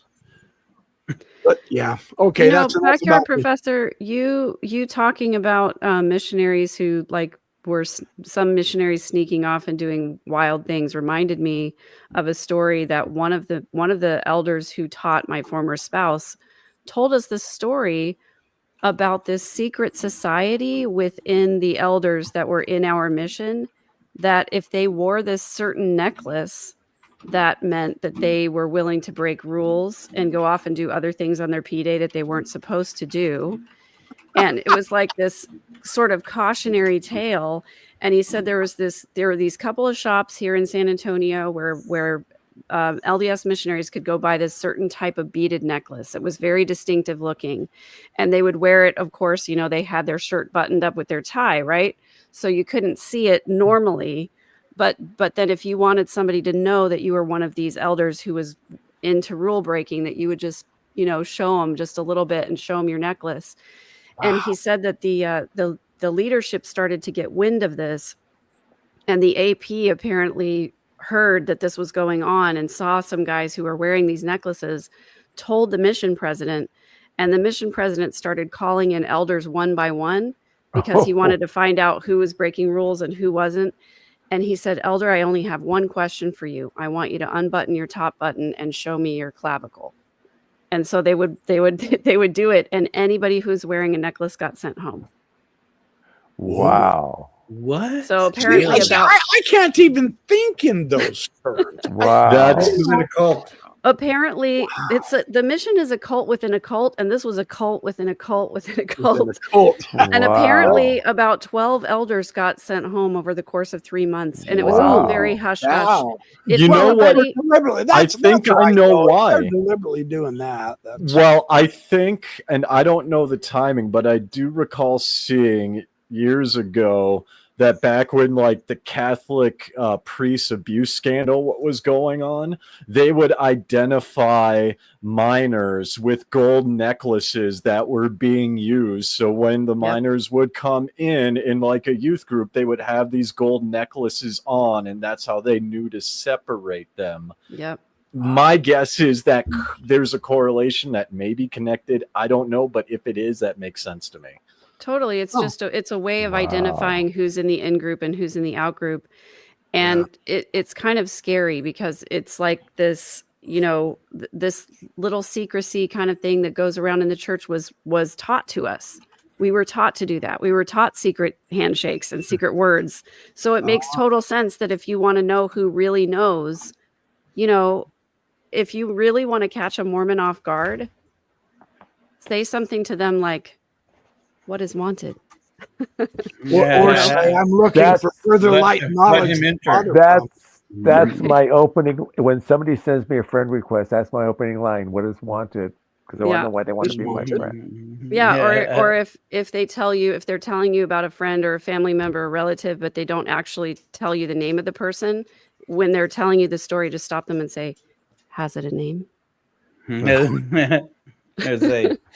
you say, try this. It is delicious to the taste and very It's very desirable. desirable. You can So buy me- anything in this world for money.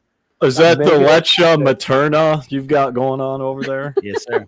Okay. So there's I- a Little did creator I know on that's the lips of life. Instagram who I love, Stephanie Anigan, and she did a whole series where she said, I want everybody to comment on this reel or this post or whatever and tell me something that came from the temple ceremony that you can also use in the bedroom.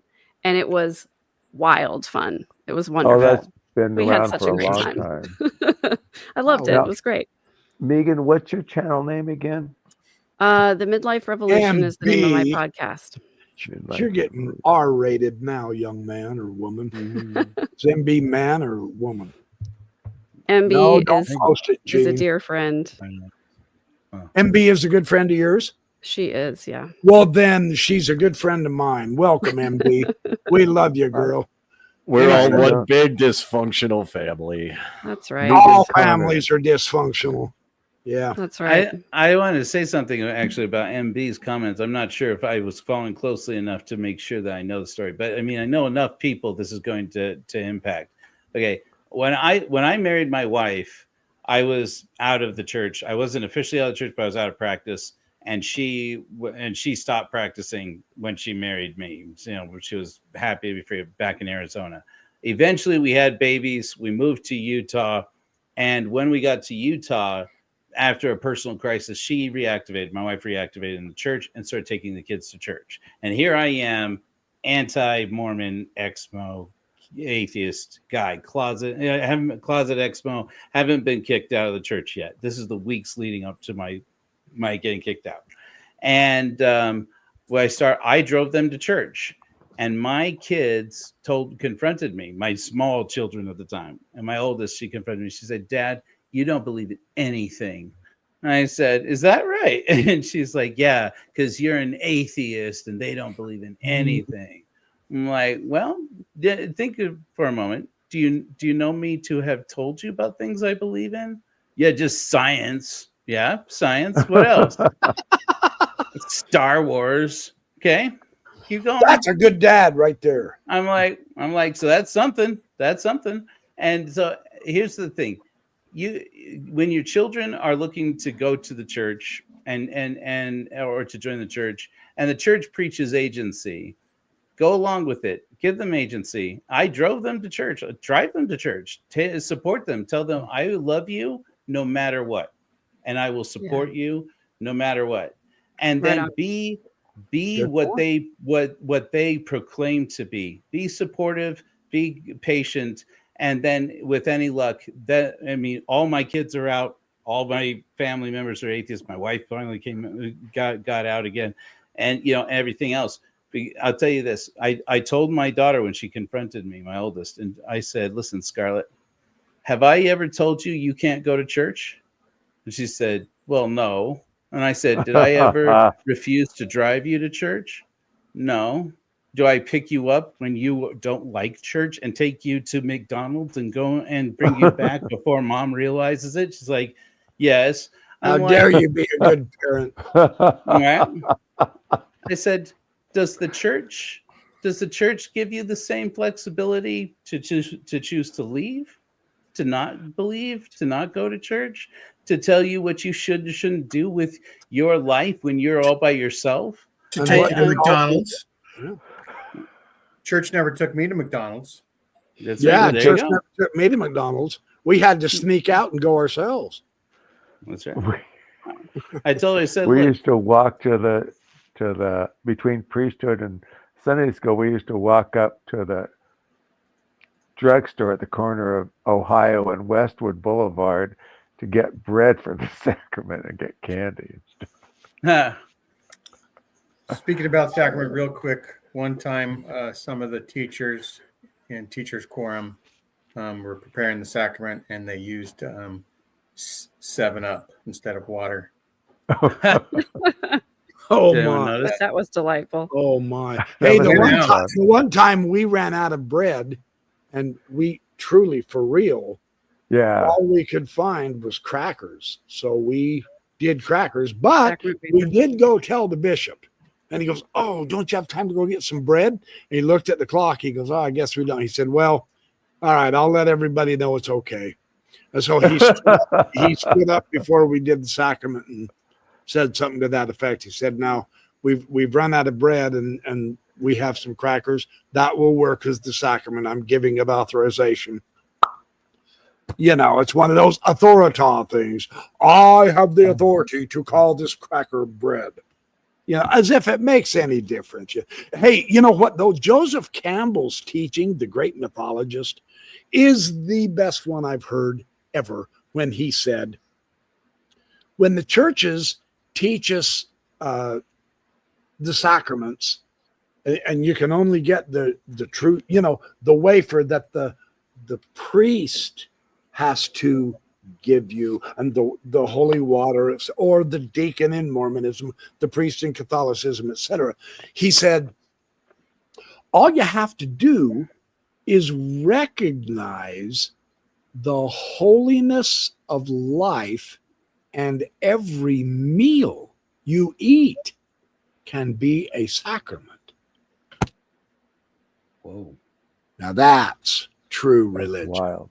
That's interesting. Is that not That's fun? Campbell. He also said something else that I loved, is he said, you know, the organized religions will they will designate a certain spot as holy.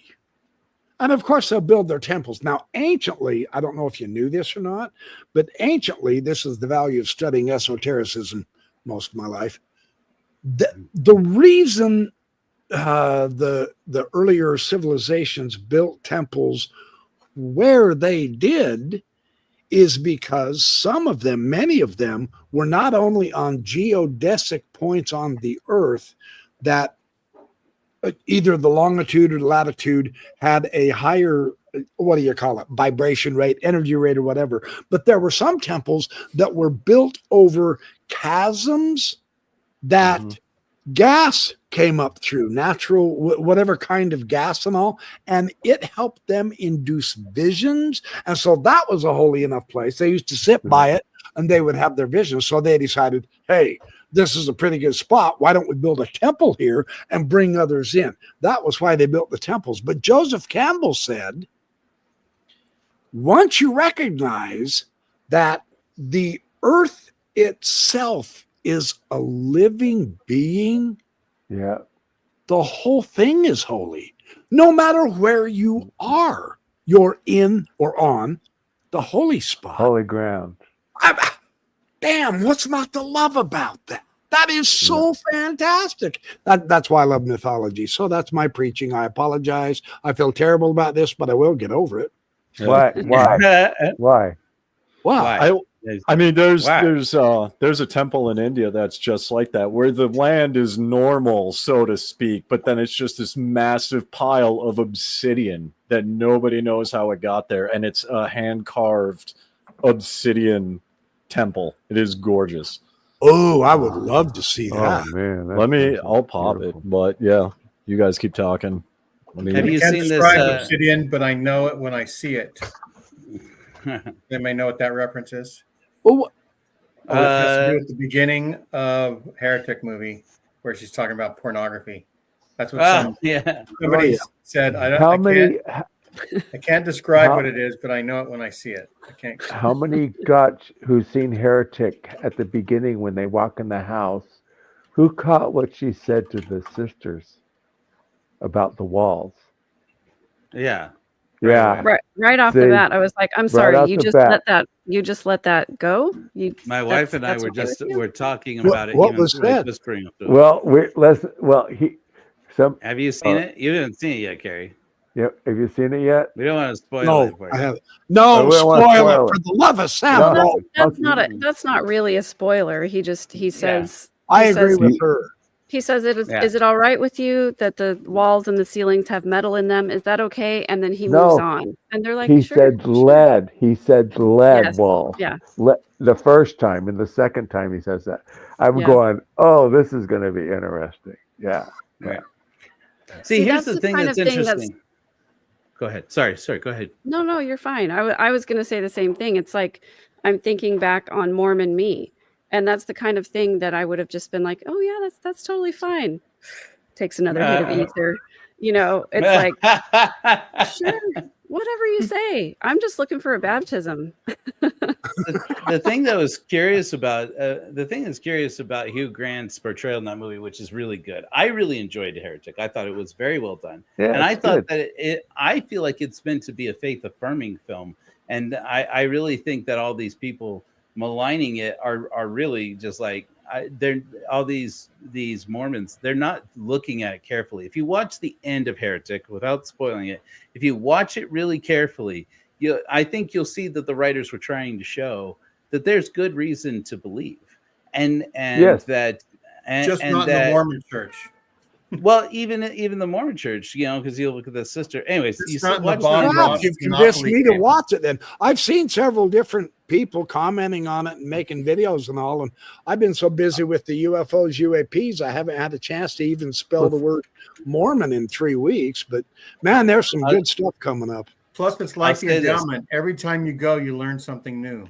Tomorrow's reveal day, Carrie. It is. Tomorrow It is is. Tomorrow is reveal day. Yep.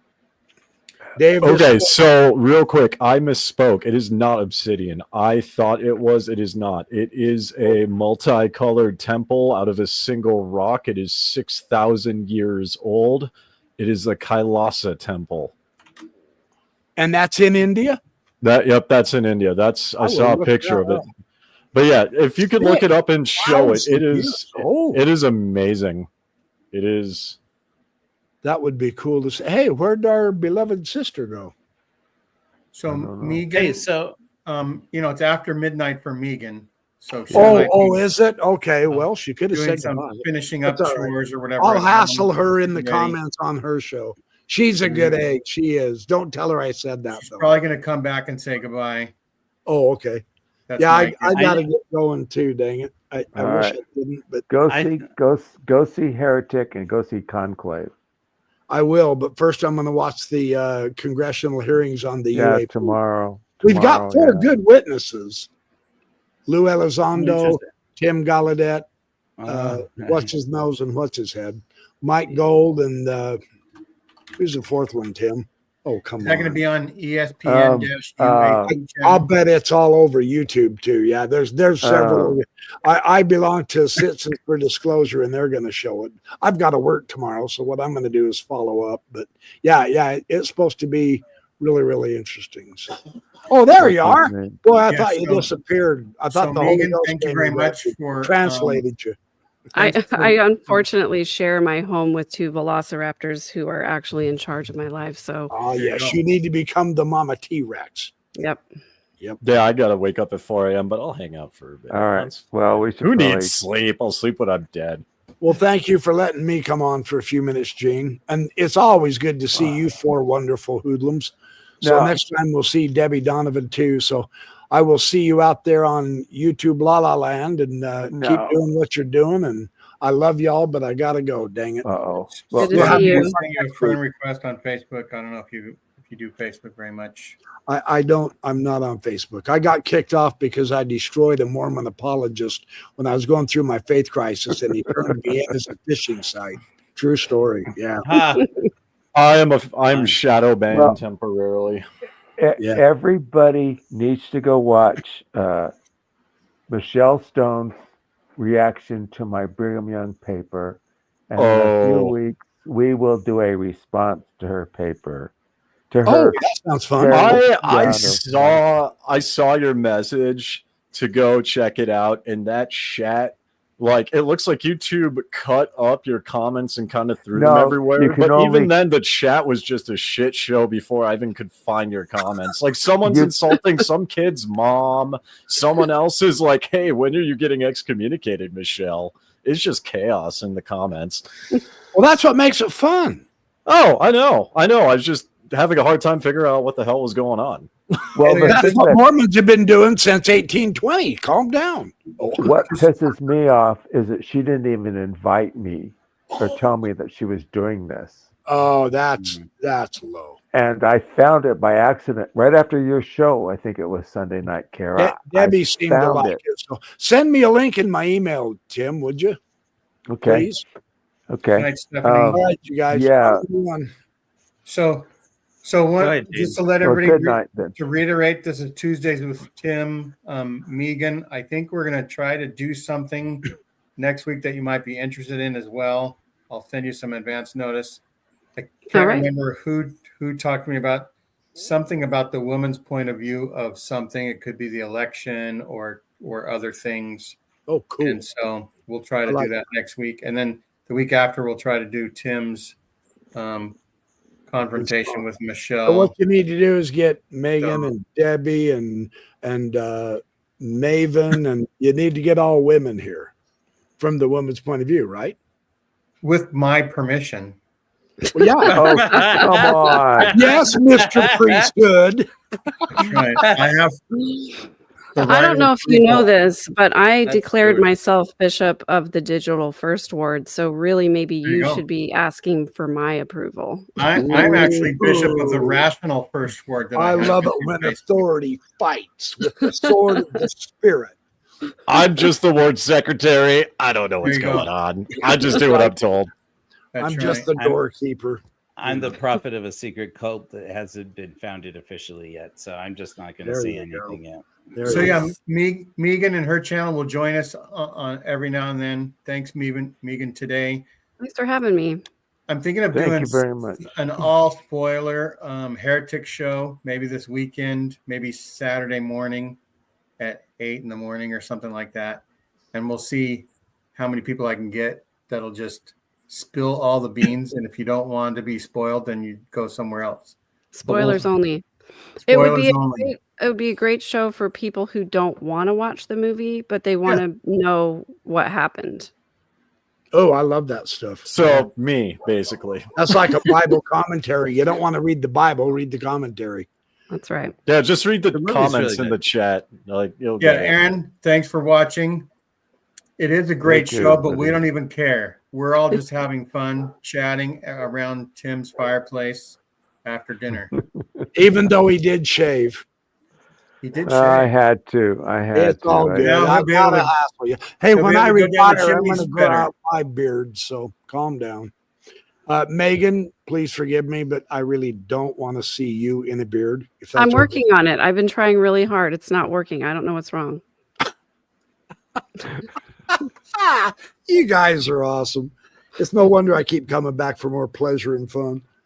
All right, I really got to go. I love you all, but I got to go. All righty, You thanks do everybody. have See you next week We'll talk or to you this later. week on other YouTube channels. You know, you guys got to keep producing content. Tomorrow That's night. the law of the gospel of you. Tomorrow night. Right. is Thank Megan's you. show. Yeah.